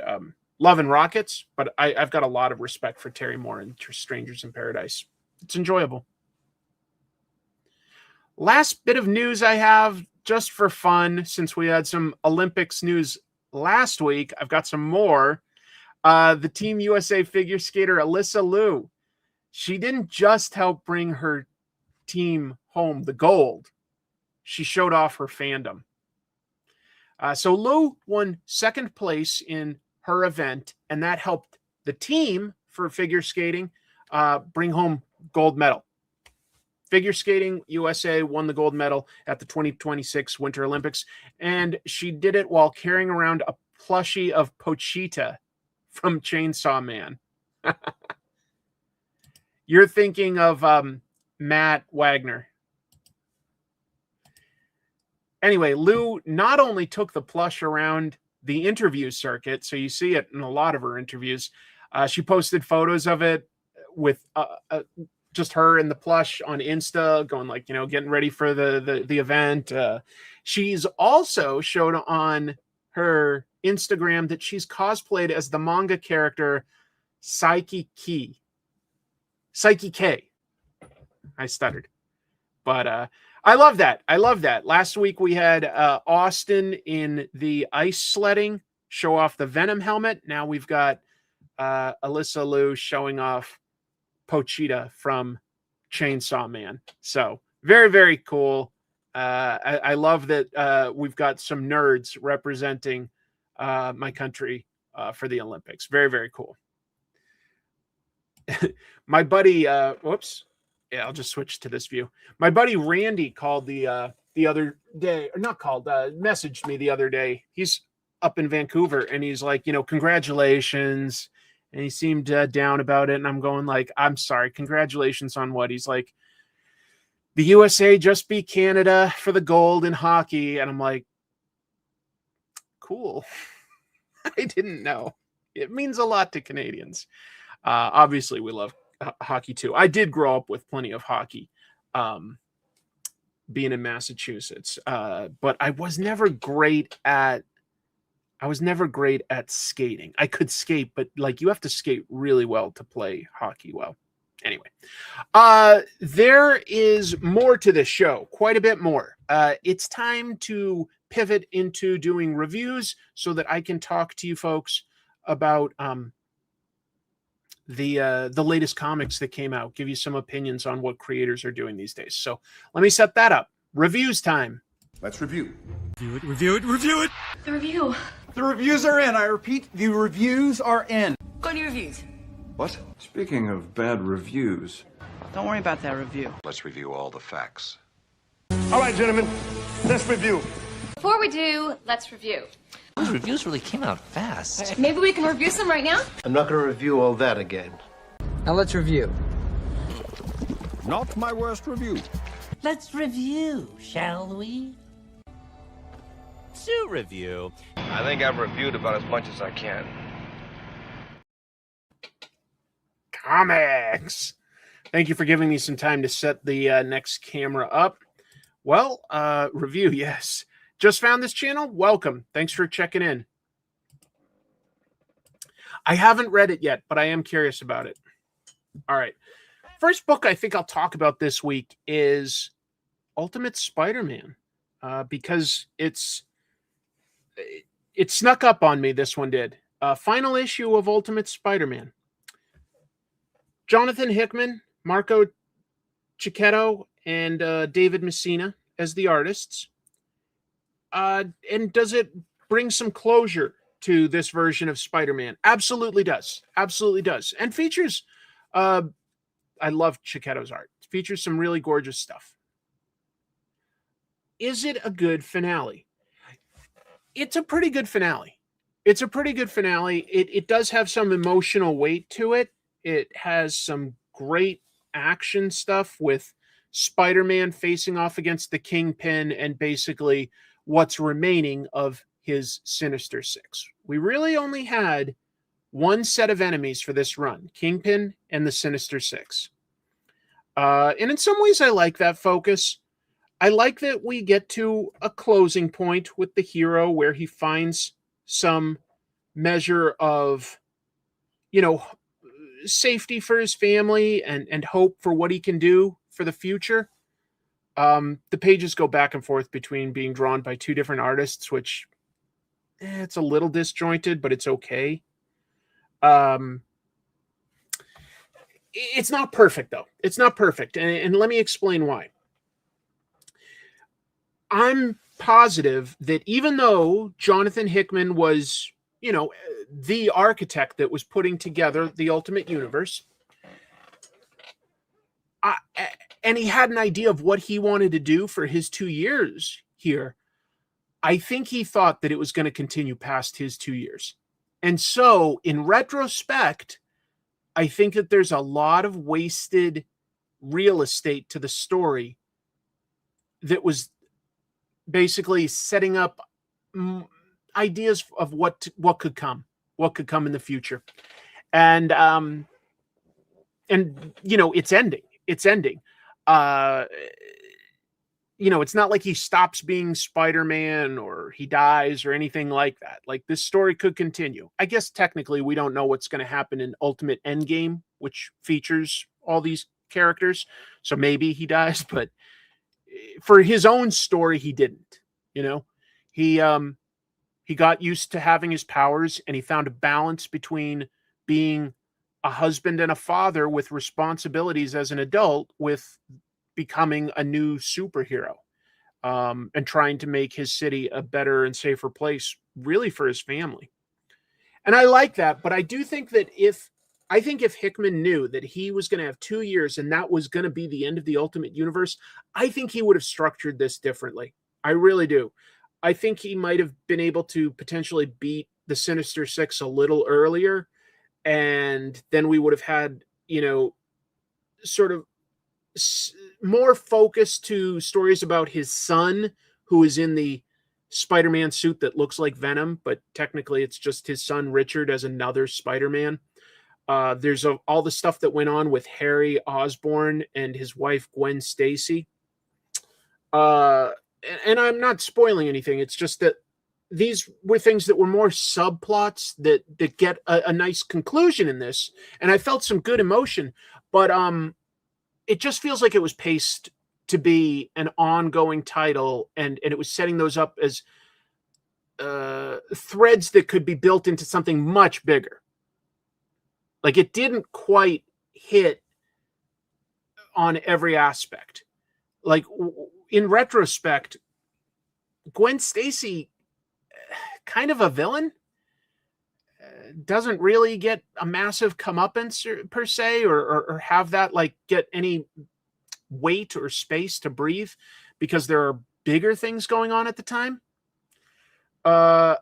So I liked it. I didn't love it. I liked this finale more than I like plenty of other issues. It does wrap things up in a satisfying enough way, but it didn't stick the landing such that I'm going to be able to want to go back and read these issues again, really. But I might reread Ultimate X-Men. I think that Peach always kind of knew that she was going to do 2 years, and she didn't know enough about Marvel to try to set up stuff for other people to play with. It's more just like, take whatever's left and introduce other stuff, because it seems like there's a lot of stuff out there. That was the vibe I got. I felt like Ultimate X-Men was much more focused on its characters, and Ultimate Spider-Man played into how it's, also a soap opera in addition to an action story, but it set things up that was never going to get paid off. Not with enough space. So anyway, Ultimate Spider-Man would be like my third out of 4 books in the Ultimate line. Ultimates is number 1, Ultimate X-Men 2, Ultimate Spider-Man, and then Ultimate Black Panther. Oh, and there's also Ultimate Wolverine. I liked how that started, but then it lost my interest, and I was surprised because I love those creators, but it just didn't hook me. So I kind of abandoned that one too. That and Black Panther can fight for who wants to be in spots 4 and 5. It's not bad at all. It's not bad. It's not messy, right? None of this is sloppy. None of this is stupid or out of character. It just didn't build in a well-paced way to really make it worth something rereading and rereading. Just my opinion. But yeah, I'd say very good issue.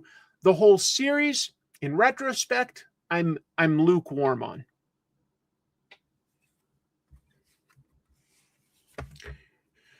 Meanwhile, DC did a very similar thing with their Absolute line. Just a few titles, a reboot, set in its own world. You can do just about anything with these characters. But they didn't decide to end it at 2 years. Technically, they're not quite at that 2-year mark yet, but they're not too far behind. Issue 17 of Absolute Batman.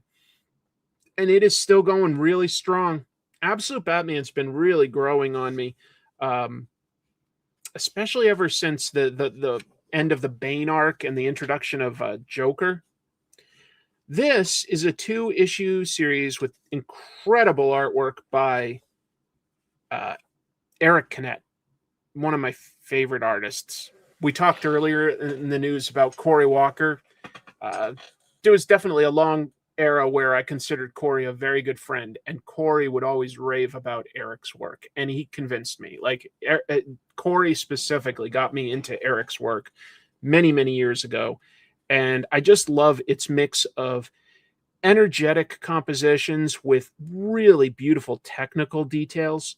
Like, this is introducing Poison Ivy, the Absolute version, and our introduction to Batman in this issue is he's breaking into this massive sort of vegetation that's taken over a building.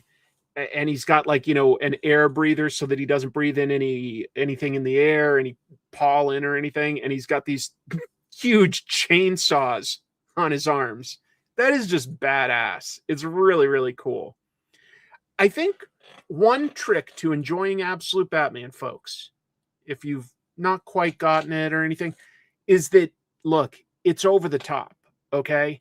It's more over the top than mainstream Batman. It is. It's a little insane, but it's emotionally still real. Like, the action is over the top, but it justifies itself. It's just meant to heighten things. You could tell this story in a more grounded way, but it's more fun to go with big action and weird body horror stuff. And this definitely leans into the body horror. In this version, Pamela Isley doesn't just experiment with plants. She experiments with all 6 of the various living kingdoms that we've classified, which includes, plant life, animal life, but also stuff like bacteria and other stuff that I don't understand super well, but like all 6 kingdoms. And Poison Ivy in the mainstream comics, she's obviously like sort of an eco-terrorist, right? And that's fine. That's fine. It works. In this, it's way more personal.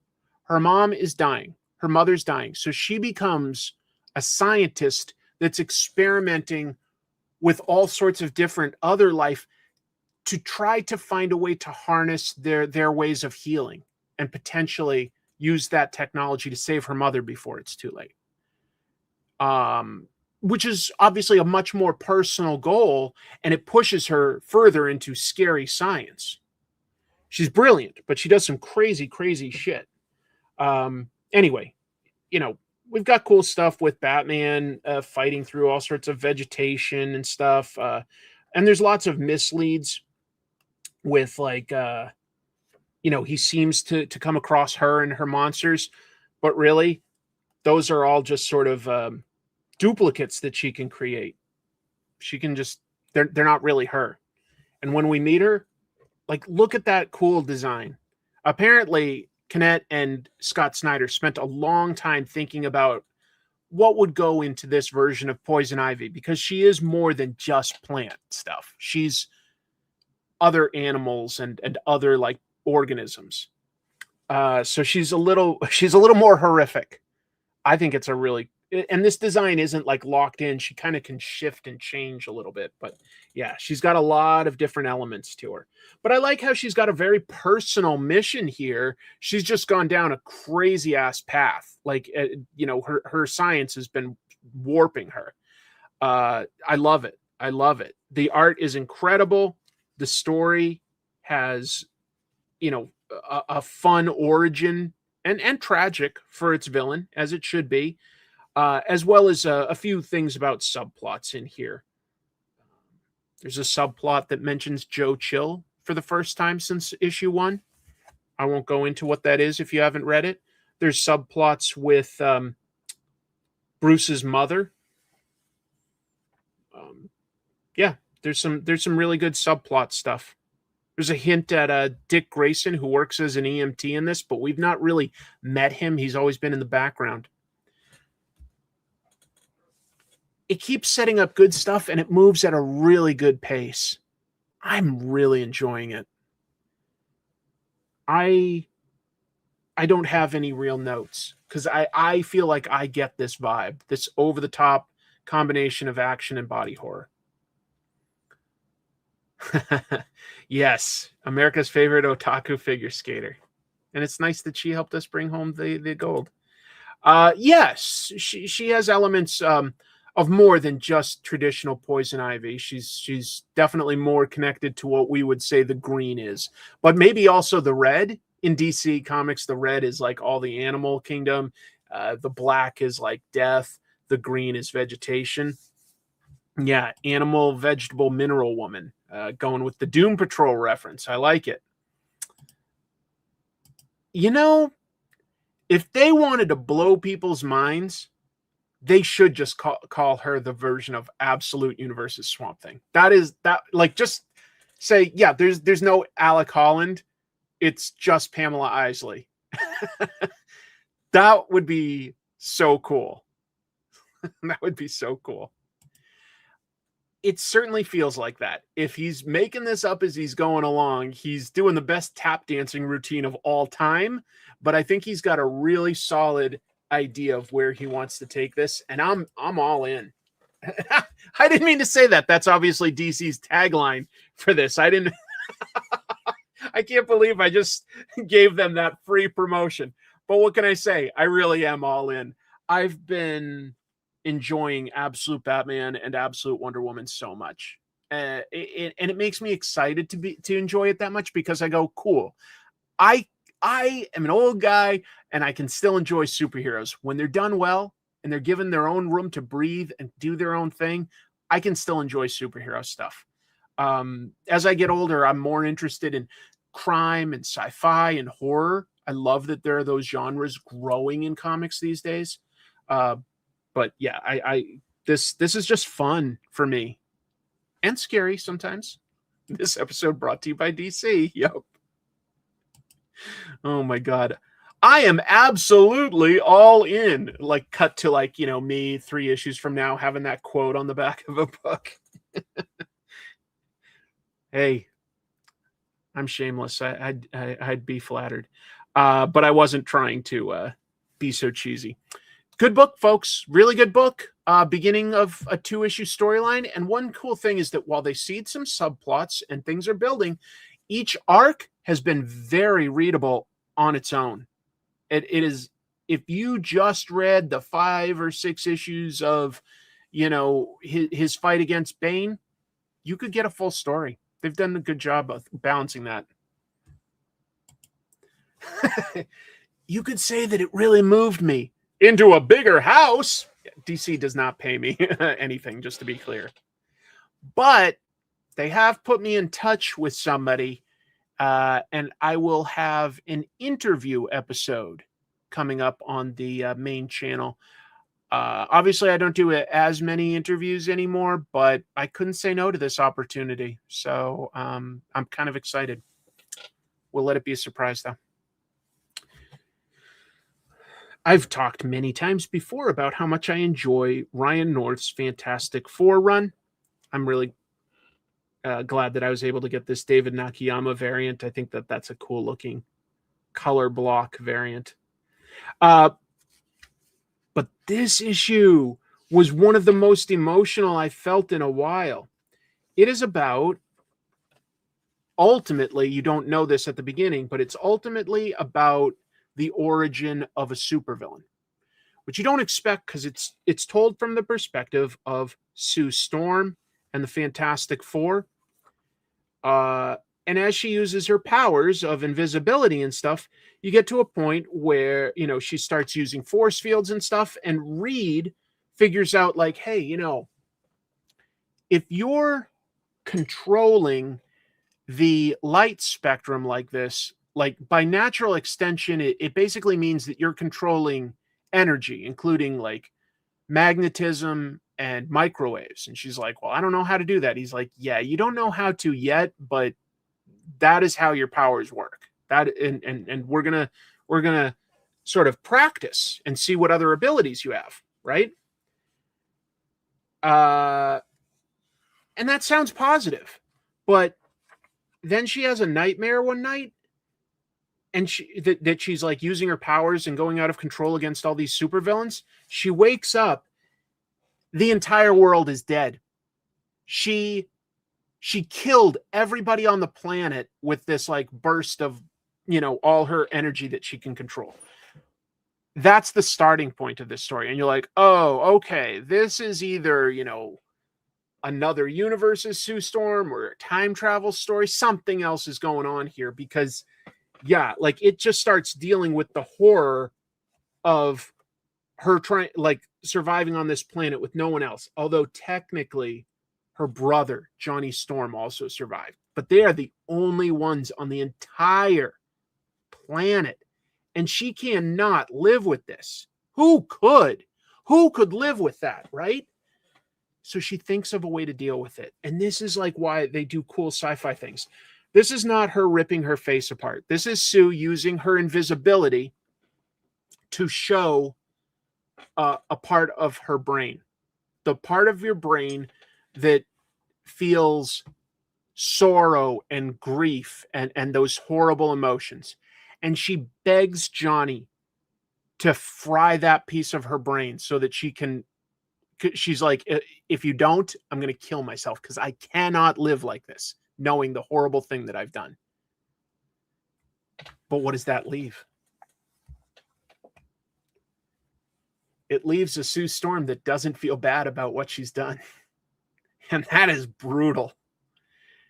So I don't know what's going to happen with this character. I didn't show you all the other pages that happen in this for a reason. There's like about a good third left of this story. That is a really scary idea.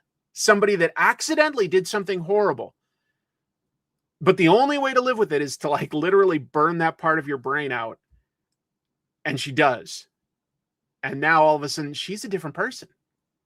Oh, what an interesting idea, though, to extrapolate on, to say, like, we are all, sorry, I burped a little. We are all always changing, right? Our brains, technically, like, cells in it are dying. Parts of our body are being, like, replaced all the time with new cells. It's that ship of Theseus idea of, you know, once you've replaced a certain amount, are you still the same thing? Because that's really us as humans. Like, we are constantly, bit by bit, getting replaced.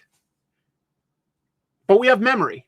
But it's an interesting idea. Like, if you had a certain type of brain damage, are you the same person? Like, I guess technically you are, but you might think like a completely different person.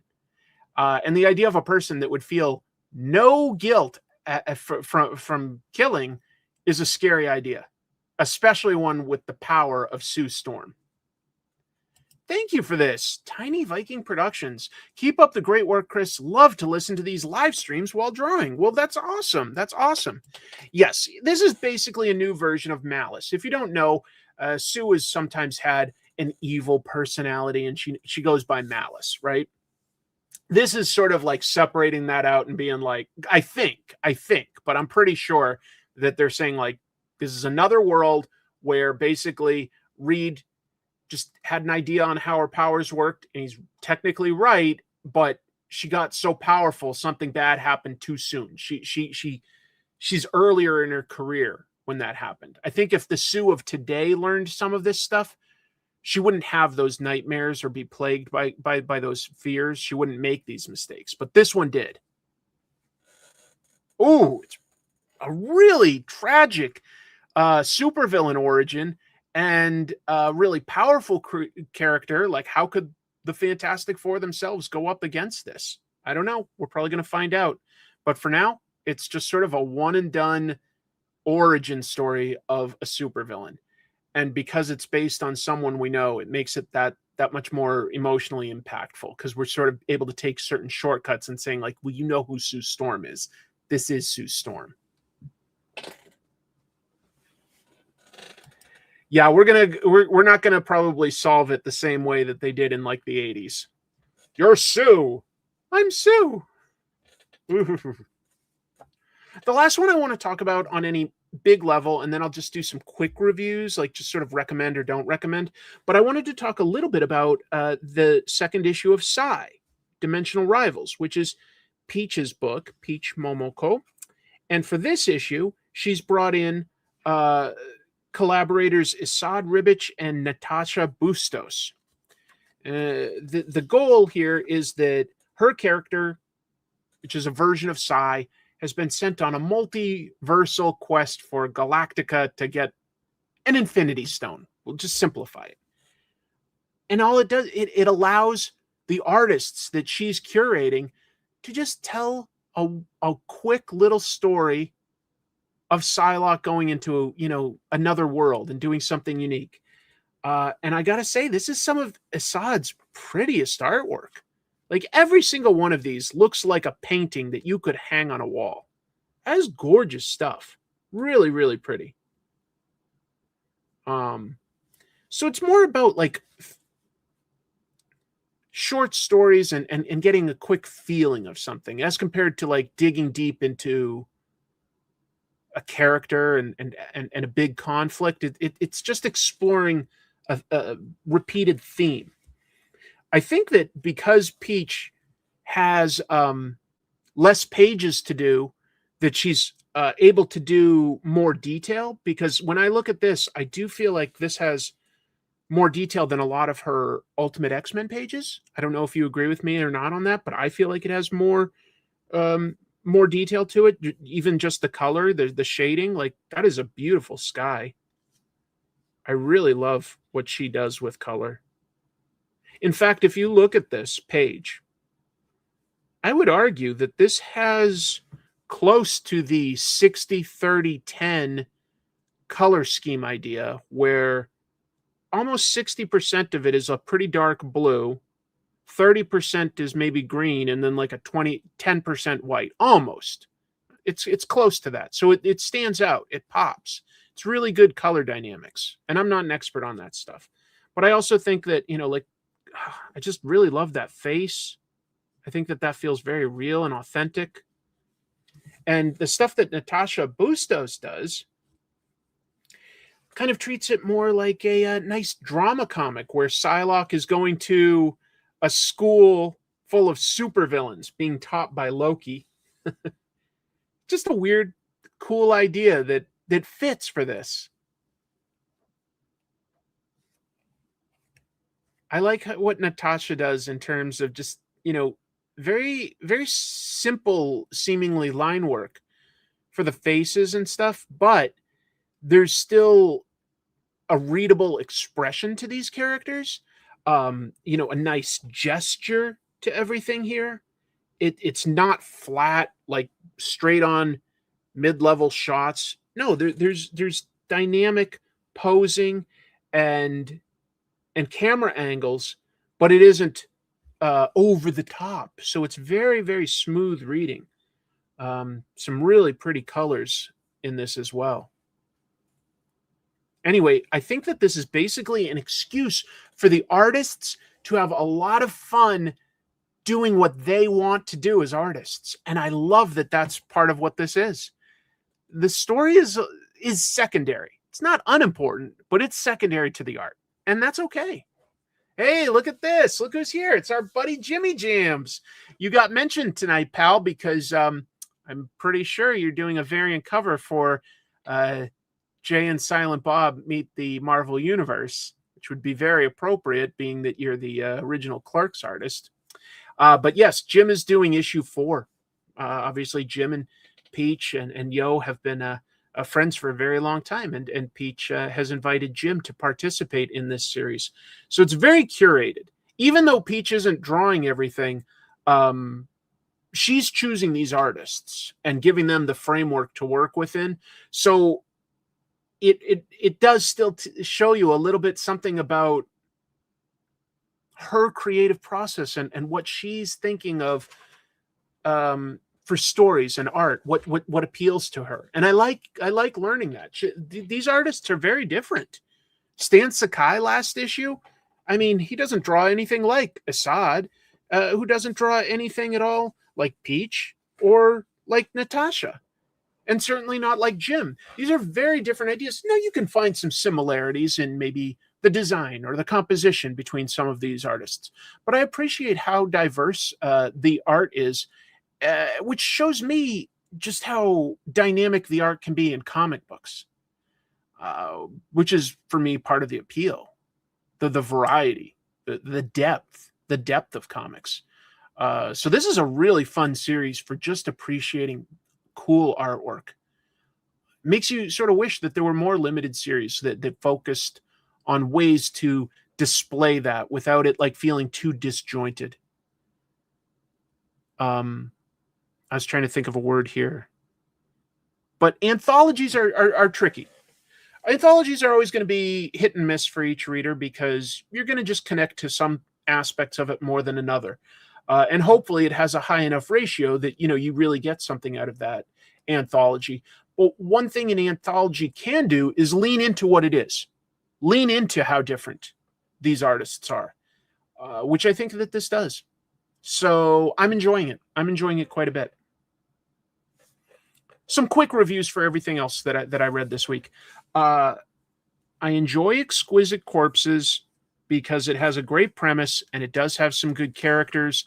It's basically some really rich people have a representative assassin or killer fight each other in a regular town where there's all sorts of innocent people that are going to get hurt. It's a good premise, okay? And the characters are good. I will say some of the issues are slower paced or I don't engage with them as much depending on who they focus on. But I'll just say that this issue I liked quite a bit. This is one of the stronger ones. And that's good because we're nearing the end. So it looks like it's positioning itself to end on a strong note, which would be good. I really liked the last issue of Wonder Woman. It's a 2-issue sort of guest writer and artist thing with Stephanie Williams and Jeff Spokes. Basically just a bunch of Amazons going up against a goddess who seems to be like the goddess of despair. It looks nice. I think I like Jeff Spokes as an artist. As a story, I like the setup more than the payoff. The payoff just kind of like basically eventually just has them kind of easily all of a sudden go like, hey, wait a minute. Worrying about something isn't a weakness. That means it's a strength because we're aware of our shortcomings and we're careful. And so we're strong, actually. I was like, okay. It was just a little too easy for me. Right. The goddess of discord. Not bad. Not bad. I just like the setup a little bit more. Well, Tom King didn't write these, so I'm not going to really comment on that aspect because that wasn't. He's giving Williams and Spokes these 2 issues. I thought I'd read this because apparently, I was told it was setting up Marvel's next event. And every once in a while, I like to dip my toes into events. Every once in a while, I'm pleasantly surprised. I kind of liked that Emperor Doom story. I kind of am enjoying DCKO. But there's plenty of others that I haven't enjoyed. This one is sort of a setup where Wolverine is tracking a mutant that's been kidnapped to get experimented on just like he was. But beyond that, this sort of new version of Weapon X, I don't know who they are 100%, but they have one of those boxes from the Ultimate Universe that can give someone superpowers. All I can say is I just wasn't into it. I don't think I'll follow that event. Maybe it'll set up some good new superheroes. I'm not feeling it. I'm not feeling it. Yes, you are. I also really enjoyed the first couple issues of The Last Starship, which sets itself during a fascinating time in Star Trek history where all the warp engines in the galaxy, not just Starfleet, the good guys, but every alien civilization that used warp technology, their ships all exploded at once. It was called the Burn. And it's this time where it's really hard to get between planets. So Starfleet is falling apart. But there's this follows this one team that uses Borg technology to be able to travel the galaxy and bring people together and hopefully set up a new government. Interesting idea. And I really like the captain of this ship, who's this guy, Captain Delacourt. But here's the thing. The Borg are it's a good collective in this. They're not bad guys. Just go with it. It's been set up in shows, but it's not too important. They wanted to bring back James Kirk. And they do. They clone him. We've got a new young Jim Kirk that's part of this crew. And he's going to use his experience, from all the different adventures he's had to help them out. I'm like, okay, well, Captain Kirk, you don't get a bigger character than Captain Kirk if you're talking Star Trek, unless you want to argue Spock. But Captain Kirk is Captain Kirk. And he's such a small supporting character in this. He's in each issue, but he's not doing that much. And I'm like, I can't. I liked the premise, and then you surprised me by introducing Captain Kirk, and I was down with it. I was like, this is a cool way to bring him in, but he ain't doing anything. I'm not into it. I'm so, maybe it's not fair, but if you've got Captain Kirk, he kind of has to be the focus. I don't think Captain Kirk works too well as a supporting character. Even in an ensemble, Captain Kirk is the main guy. Yes, most people don't know my middle name is not Tiberius. It's Mafood. People that have heard my adventures where I go by Captain James Tiberius Kirk should know that those adventures suck shit. My best adventures were when I traveled the galaxy as Jim Mafood Kirk. Anyway, I'm just not into it. But I was super into this issue of Powers. Issue 6, but you know what? Sometimes I'm like, I'll be reading a Bendis crime comic. I'm like, this is going a little slow here or there. But then it hits a point and you're like, oh shit, he gave me everything I need to know for it to kick into high gear once we get to sort of a certain stage of the story. And now the mystery starts getting really interesting because I'm like, oh, I've had this bit of information and that bit of information, and this character's suspicious, but this character's motivation is interesting. And this issue actually hit that for me, where anyway, if you haven't been reading it, I'm not going to sort of bring you up to speed, but I will say that the murder mystery at the heart of this finally got really, really interesting to me. And now I'm super excited to read issue 7. So this was a very fun issue. If you like crime and murder mysteries, very, very cool. And the last one I read was the latest issue of G.I. Joe, which I talked about a little bit because of the news, but this title's doing some really fun stuff. I also give it credit for not having introduced some of the most well-known and popular G.I. Joes yet. They're holding back. This doesn't have Snake Eyes. Are you kidding? Everybody thinks of Snake Eyes as the character.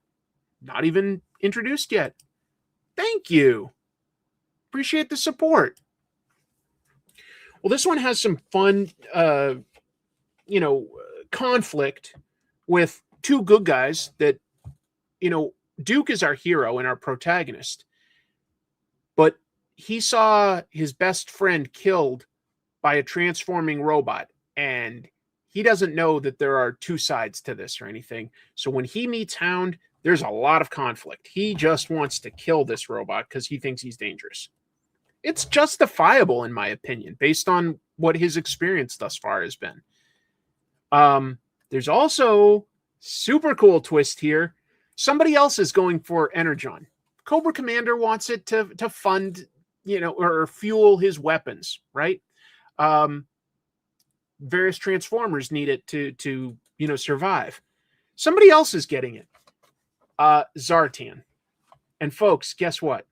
Since the very beginning of this, we have not actually met Colonel Hawk, the leader of G.I. Joe. It's been Zartan in disguise the entire time. And nobody's even close to figuring that out. I don't know if there even is a real Colonel Hawk or if he's alive. I have no idea.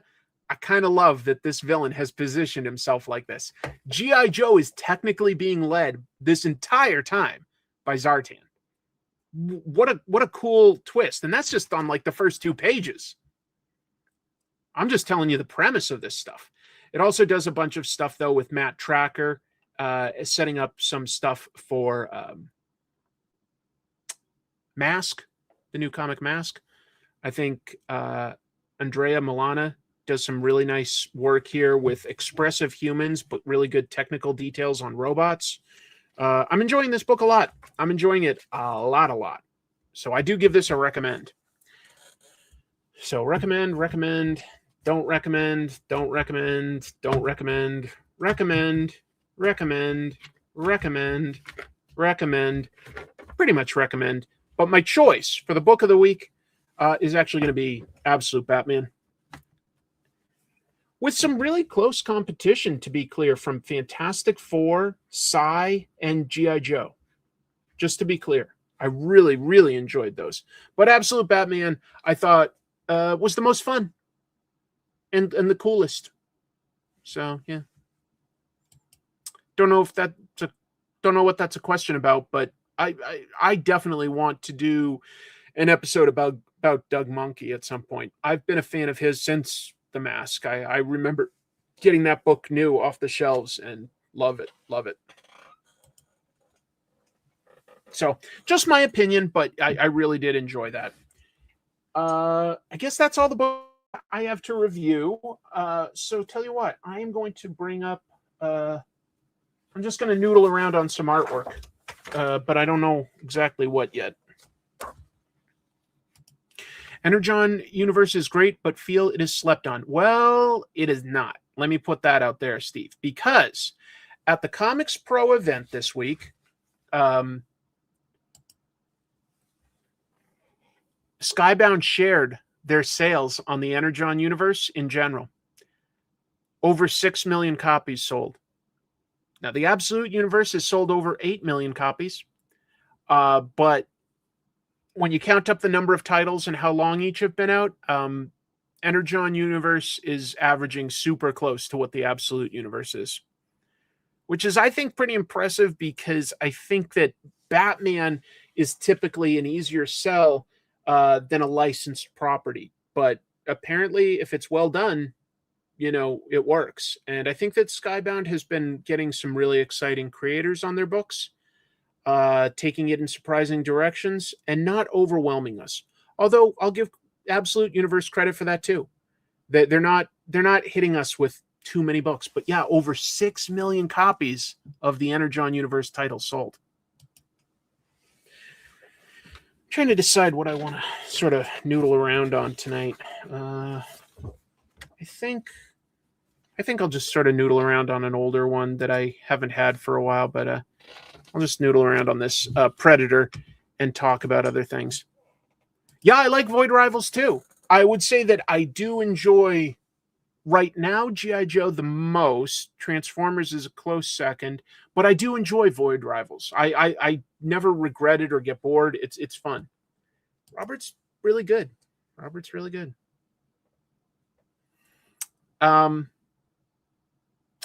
Oh, for comic tropes, I know it took me a long time to release that last episode. And I'll tell you, that hurts with the algorithm. They hate when you take up to a month between episodes. They hate it because that thing, you know, it's doing fine, but it's not doing incredible, right? And that's okay. That's okay. I'm happy because the comments are good. It's doing well enough that but I took a long time talking about Nick Dragata's art and history and the specific manga techniques that I thought he was doing. So I am happy there is a new episode out. I've already recorded what I'm doing for my Patreon exclusive, which will be about the Crow soundtrack and how that connects to the comic, etc. And I am doing an interview tomorrow, which will be on the main channel. It's a big, long interview. Hey, what the? Thank you for this. Look at this. I stand corrected in Baja we trust. Thank you. Hawk needs to fight for his freedom in a new mini. Not a bad idea. Not a bad idea. Or a good subplot. So, I think Marvel should look into hiring some sort of big names with it and give them just like a nearly blank slate to or freedom to do whatever they want with one of their characters. But anyway, I just did want to let you guys know that there's a new episode out. I'm proud of it. I think it came out well. And I'm hard at work on 2 more things for the channel. So those should be out both this week. One, of course, just for patrons, but still,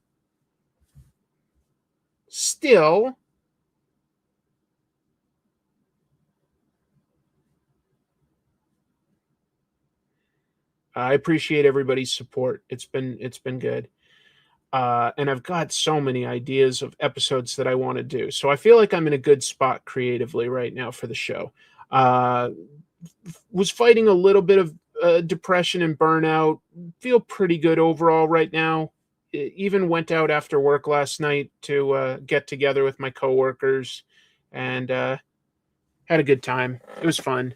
So yeah, overall pretty good. Working on this is a tough time of year right now because Chrissy and I just have not a massive amount, but a certain amount of like debt, like really me.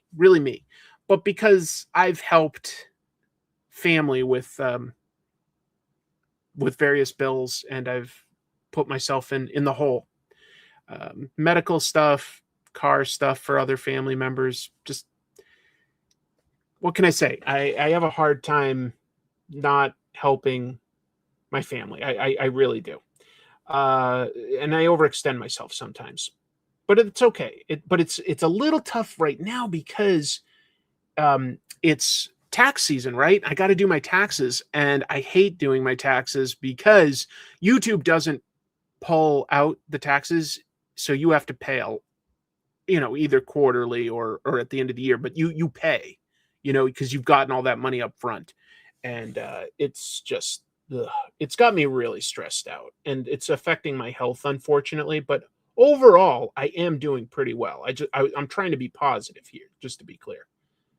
I feel happy.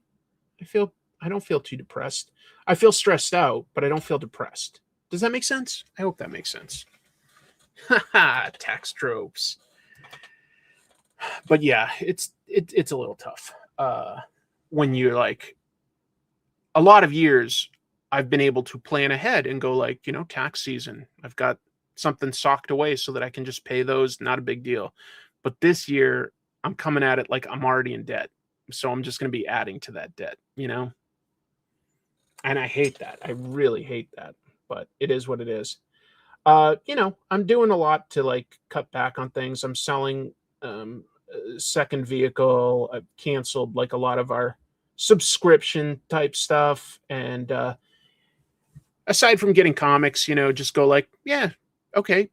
No, nothing else, no video games or going out to like anything, then that's fine.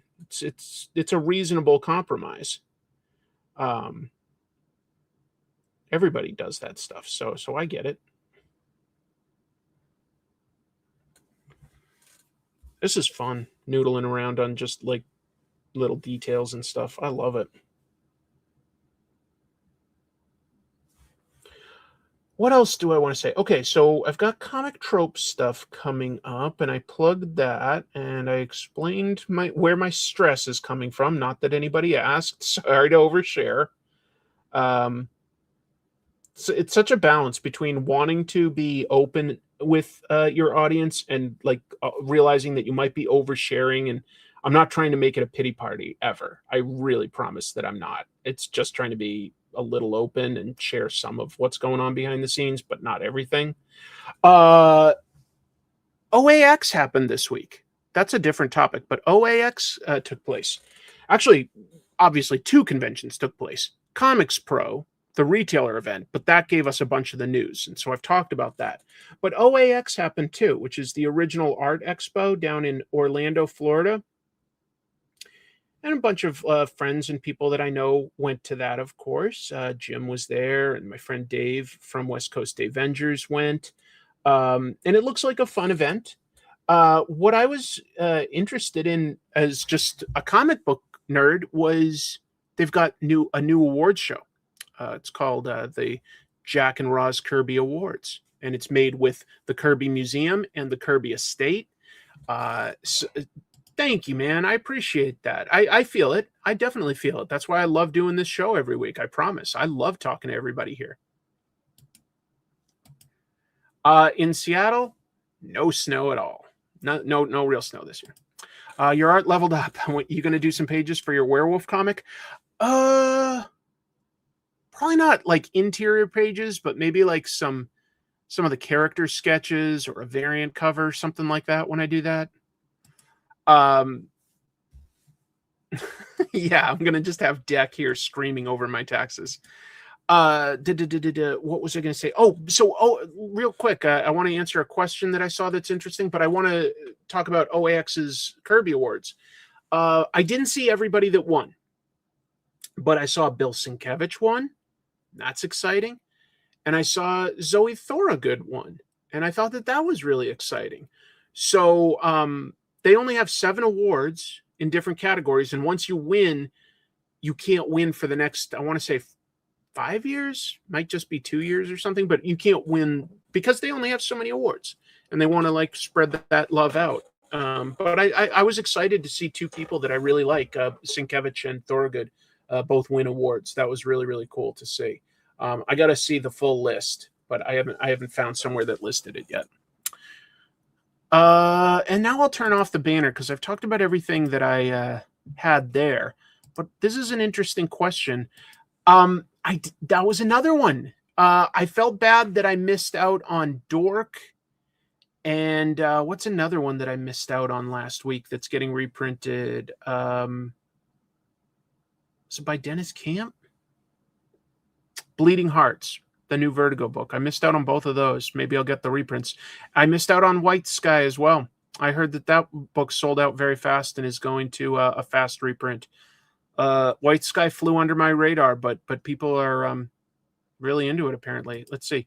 It's written by William Harms, who wrote the stories for the video games Infamous. Oh, I liked Infamous, and Mafia 3. Never played the Mafia games. Huh. Okay. Evangelion's getting a new anime series or a new manga series? Probably anime, right? Probably. I like that director's movie Shin Godzilla, and I also really liked Shin Ultraman that he did. I wasn't as into Shin Kamen Rider. I wish I was, but I wasn't as into Shin Kamen Rider. I've read a bunch of it, but not all of it. I'm not up to date. I fell behind, so I'll probably pick that up in a trade paperback at some point. It's tough. I can't read everything, and even though I want to. An animated series directed by Tsurumaki. I don't know Tsurumaki. I don't think I've heard of American Caper. Sorry. but it's always interesting hearing what other people are excited or interested about, whether that's, anime or comics, etc. Yeah, it's amazing how many recommendations come through here. I love it.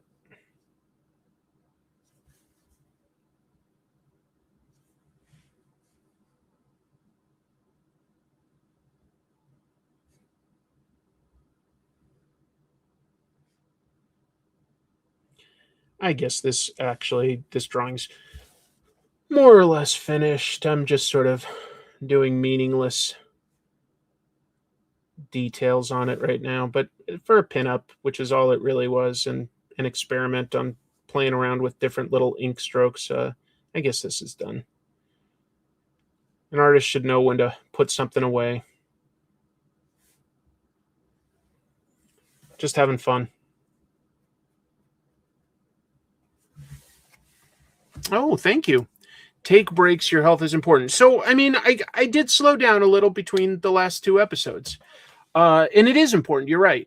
It's just everything's a balance. Everything's a balance in the sense that when I take a break, that means that the next episode I do is going to get less views. That's just a fact, because the longer you take, the more it affects that. And then you have to build it up to the next one by putting out some regular content. So that creates its own series of stresses, right? Because that's tied to how much money you make. So it's a balance. You want to take breaks, not burn out, watch out for yourself, but you can't take too much of a break because then you don't get money. And that's a problem too. Oh my God, yes. No, my sister is over at my mom's house because she has a backup generator, and Jeannie has been texting me photos throughout this with how deep the snow is and how bundled up she is and how much she's had to shovel, which is a lot. It's crazy. I didn't see it. I read it. I read it and included a bunch of that in the news. But yeah. No, I know. He's got a great point. And I think it's cool that Robert is proving how well the manga to anime as well as toys and video games pipeline works, which is when something is a hit as a manga, they adapt it very literally for, the anime and so on. And that works because it means wherever you start first, whether that's a game, a figure, an anime, or a manga, or a movie, etc. If you like that and you want more of it, you can get it in a different format, but it's going to be recognizable. It's going to be what you like. It's not going to be completely different. It's just in a different medium. And Invincible is it's not perfect, but it's a very loyal take on the comics. And it's okay to have a few changes. But I think that it's good to have less change and more loyal, because then you get a real crossover appeal. And I think that it builds the fandom. I guess I'd be okay with movies, like live action movies, sometimes taking a bit of a different spin. I think that sometimes that would be necessary because otherwise budgets would be a little too crazy, or it would be including too much information. But if you're going to do it as a TV show or a game or something like that, I think you really need to make it as accurate as possible. And I really love that Invincible is showing that an accurate adaptation is going to appeal to a brand new audience and feed back to the comics some, as well as still pleasing the fans of the comics. I like it. But it's a very American thing. It's a very American thing to be like, no, I want to do it my way. Even when you're adapting something that somebody else did, they're like, no, nobody tells me what to do. That's so American. No, nobody tells me what to do. I'm going to do it my way. You're going to get yourself killed. I don't care. I'm going to ski down through these woods right off the cliff, and I'm going to land it and nail it because nobody tells me that I can't ski over there. especially animation, it's confusing why they don't follow that like template. They almost have storyboards there. And yeah, it works so darned well in Asian media that you'd think that they could look at that and go, oh, well, maybe if this isn't like the fun way to do it, it's certainly the profitable way to do it. Yeah. Wuthering Heights, I know better than Emily Bronte. Was it Emily? I just know it was a Bronte sister that wrote it. I don't remember.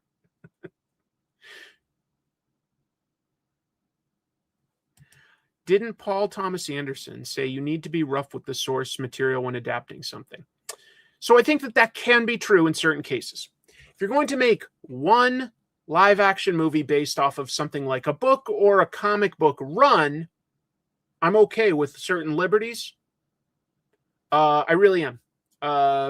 But what I'd say is important there is still making sure that your characters have the right motivation, and if it's a superhero, origin.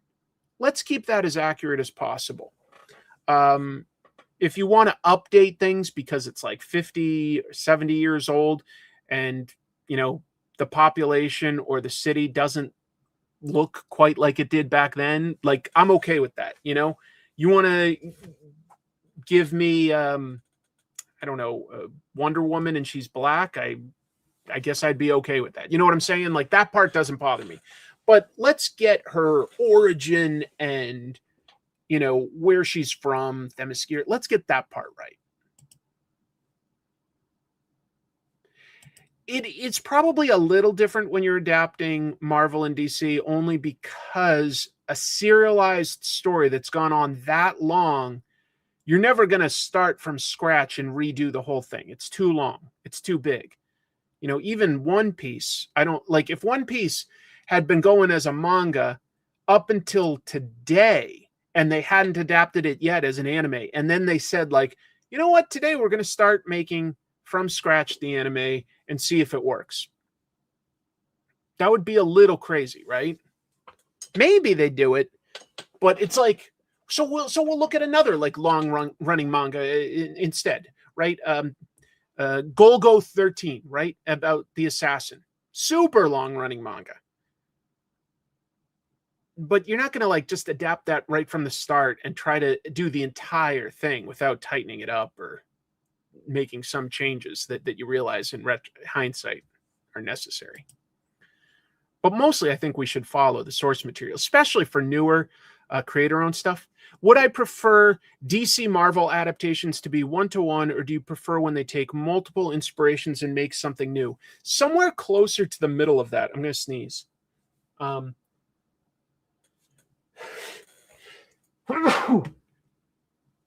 Sorry. As in, there's certain aspects that should be adapted very literally. I would say this. If you're going to make a Spider-Man cartoon, maybe do start with those stories and modernize it, but keep the original stories and tell it chronologically. Maybe do it. There's a few things you can go, you know what, we're not going to pay this off, so we can drop this story or that story. But otherwise, let's tell it from the beginning. See how it goes. Be an interesting idea. Be an interesting idea instead of having somebody just write from scratch, just taking the bits that they like. It's an interesting question. It just feels like if you're going to adapt, we'll say Something is Killing the Children. Say that was getting an animated show on Netflix or HBO Max or Amazon Prime, you know, one of those types of things. Let's literally adapt exactly what is in the comics at this point. If you're doing it as a movie, you might have to make certain concessions. There was an Ultimate Spider-Man cartoon? Was there? I don't know. I did hear that they're doing that, and the difference is that they've already proven it works. So it's sort of like you can go back and they probably will change it in the sense of speeding it up, right? and they're probably going to take some liberties now. But it's like if they'd never adapted it, that would be a harder sell to adapt that long of a thing from the beginning, like word for word. I don't know. I don't know who. I don't think they've hired anyone yet. It's funny, you know, I think growing up, my generation, Gen X, just had this idea that it wasn't real and recognized by everybody unless it was live action and big budget. But I think we're at a point where we've gotten so many adaptations now that we're open to the best possible interpretation. We're not so jaded or biased that we think live action is the way to make it feel real. We're like, yeah, if you can do it animated, do it.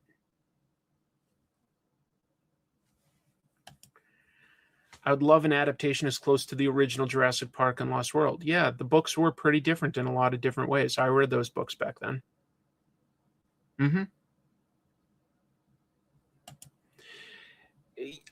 Yeah, certain comics, like if you were going to adapt Absolute Batman, right?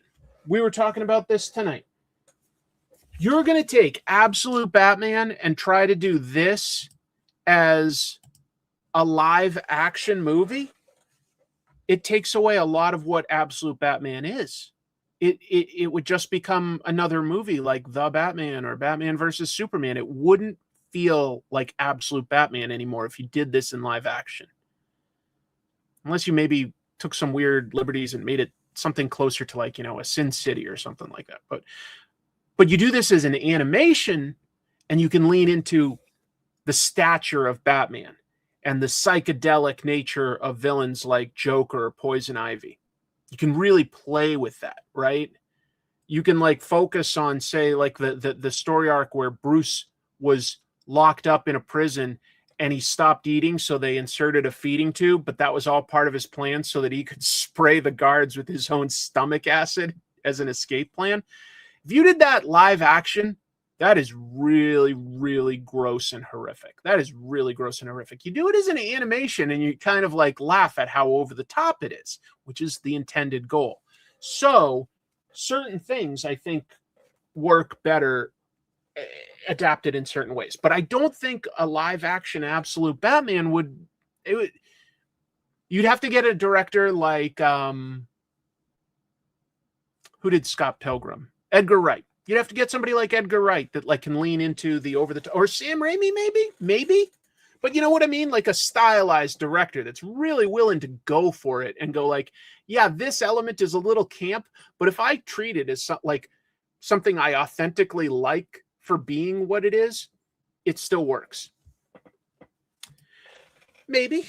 I didn't see his latest movie. I was about to, and then my friend said that it was only okay. And I was just like, I don't have enough time in my day to go out to the theater for a movie that I already know is only going to be okay. I'll wait for streaming. I love going to the movies too. Love it.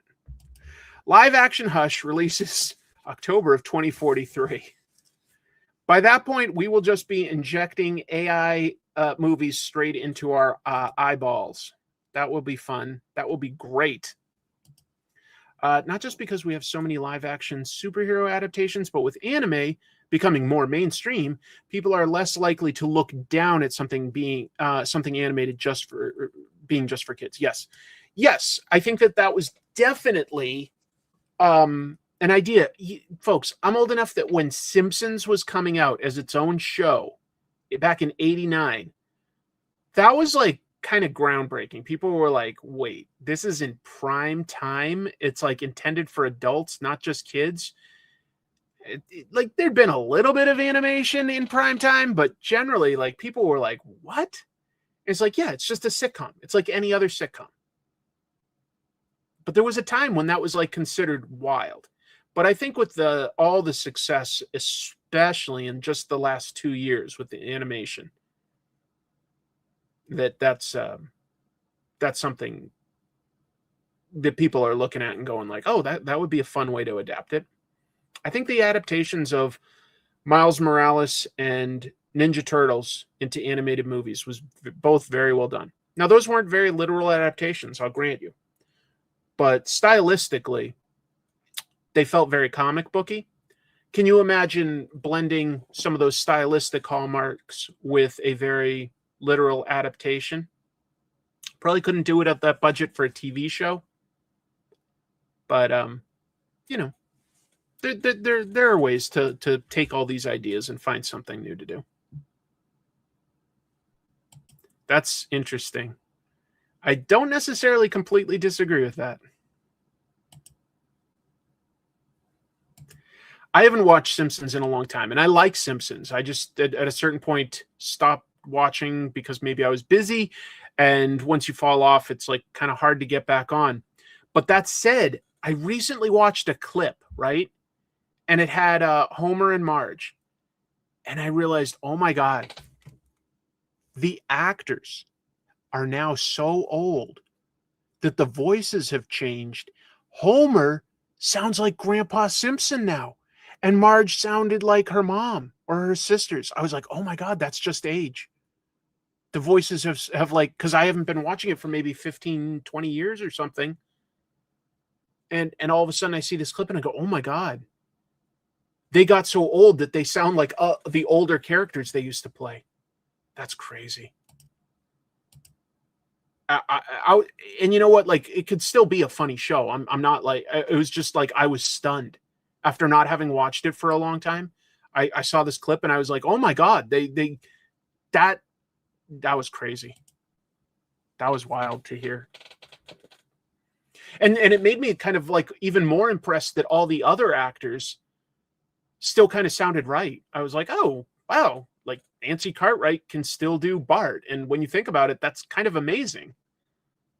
That this like lady who's been doing a show for like, 40 years, not 40, but we're getting there, can do, like a teenage boy. I was like, that's good voice acting.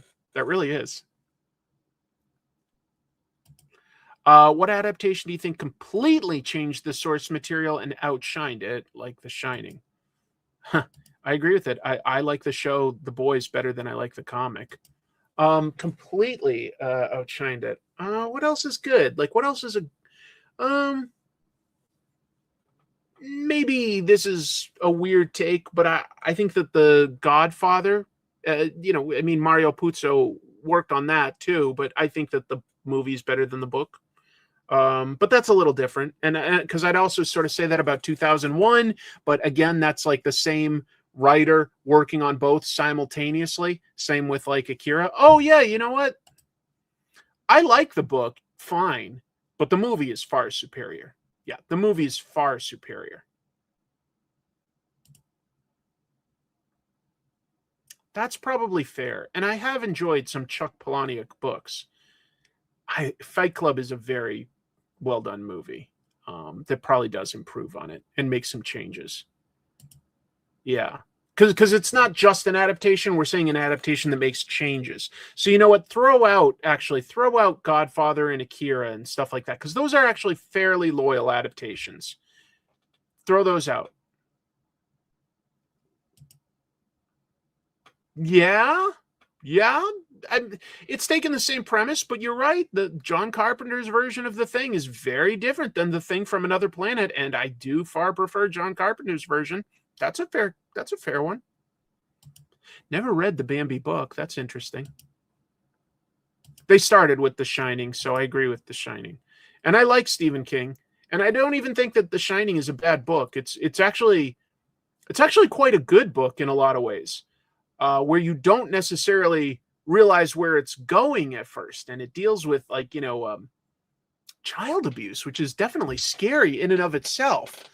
The Kubrick's version, you're like, yeah, of course Jack Nicholson is crazy, but it is different and it's better.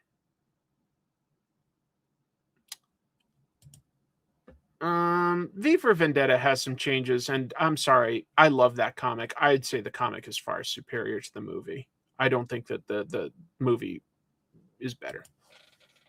Did he say that? Chuck Palahniuk said the movie's better than his book. That's interesting. There's been a few people that have said, I think Stephen King said that the Mist movie was better than his book, or he at least appreciated the ending the movie had better than how he had ended his short story. So yeah. Oh yeah, Blade Runner was based on Do Androids Dream of Electric Sheep. That is different, and I love the movie, but I don't know that I'd argue the case that it's outshining the material. I just argue that it's different and that both are good. Maybe I prefer one more than the other, but I wouldn't argue that it completely outshined it. That's me. That's just me. That's cool. Talk about music. Yeah, Hendrix's version of All Along the Watchtower feels like the definitive take, doesn't it? There's probably a few covers, but is it necessarily that different other than just changing the pacing? I don't know. I'm trying to think more of like comic book type stuff, and that's tricky. That is really tricky to think of, like, what comics have had an adaptation that's better than the original. That's tricky. Ha! That's fair. I love the Warriors movie. It's crazy. Oh, you know what I'll say? Geez, I can't believe this didn't come to me soon. I think every Mark Millar film adaptation is better than the comic. And I don't even hate like any of the comics, but I think The Kingsman is better than the comic. I think Wanted is better than the comic. Maybe I'm alone on these. Logan takes some elements from Old Man Logan. It's not it's a very different adaptation, very different. But it takes some ideas from that, and I think that Logan is a far superior movie to the comic. Kick-Ass is a far superior movie to the comic. I look at it all and I go, yeah, I think Mark Millar's lucked out with some really good adaptations. Oh, well, that's fair. I forgot about Jupiter's Children. No, that's a better comic, I guess. I'm not really talking about the sequel. No, the sequel wasn't great, but Men in Black. Oh, you know what? I'd call the Men in Black movie different and superior to the original comic. And the original comic's cool and it has interesting ideas. The movie wouldn't exist without it. So respect to all of that. Men in Black is a good movie, and the comic is only okay. Yeah, that's a good one. Infinity War was like the title and some of the general idea, but it wasn't really much of an adaptation. It was pretty loose. Pretty loose. The Crow is fairly loyal to, like, because we were talking about things that made changes, not just adaptations, but adaptations that made big changes. And I think that the Crow movie is pretty loyal to the comic. Pretty loyal. All the same villains, more or less like the same order of how he like goes after them. I would call it fairly loyal. Yeah, that's a good one where like they're both just very different, but they're both great for what they are. Same for like the original Ninja Turtles cartoon at the beginning and the Ninja Turtles comic. Those are super different in a lot of ways, but they're both good.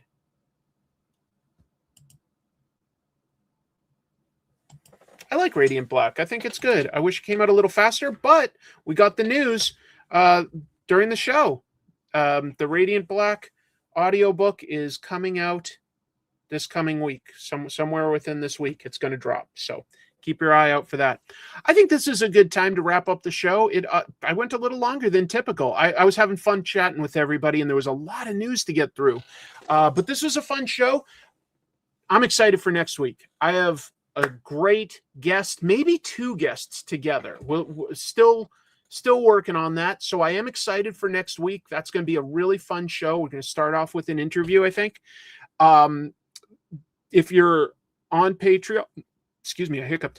If you're on Patreon, within the next couple of days, I should have the exclusive episode up for you for this month. And if you're not on Patreon, why not? Join the Patreon, get exclusive episodes.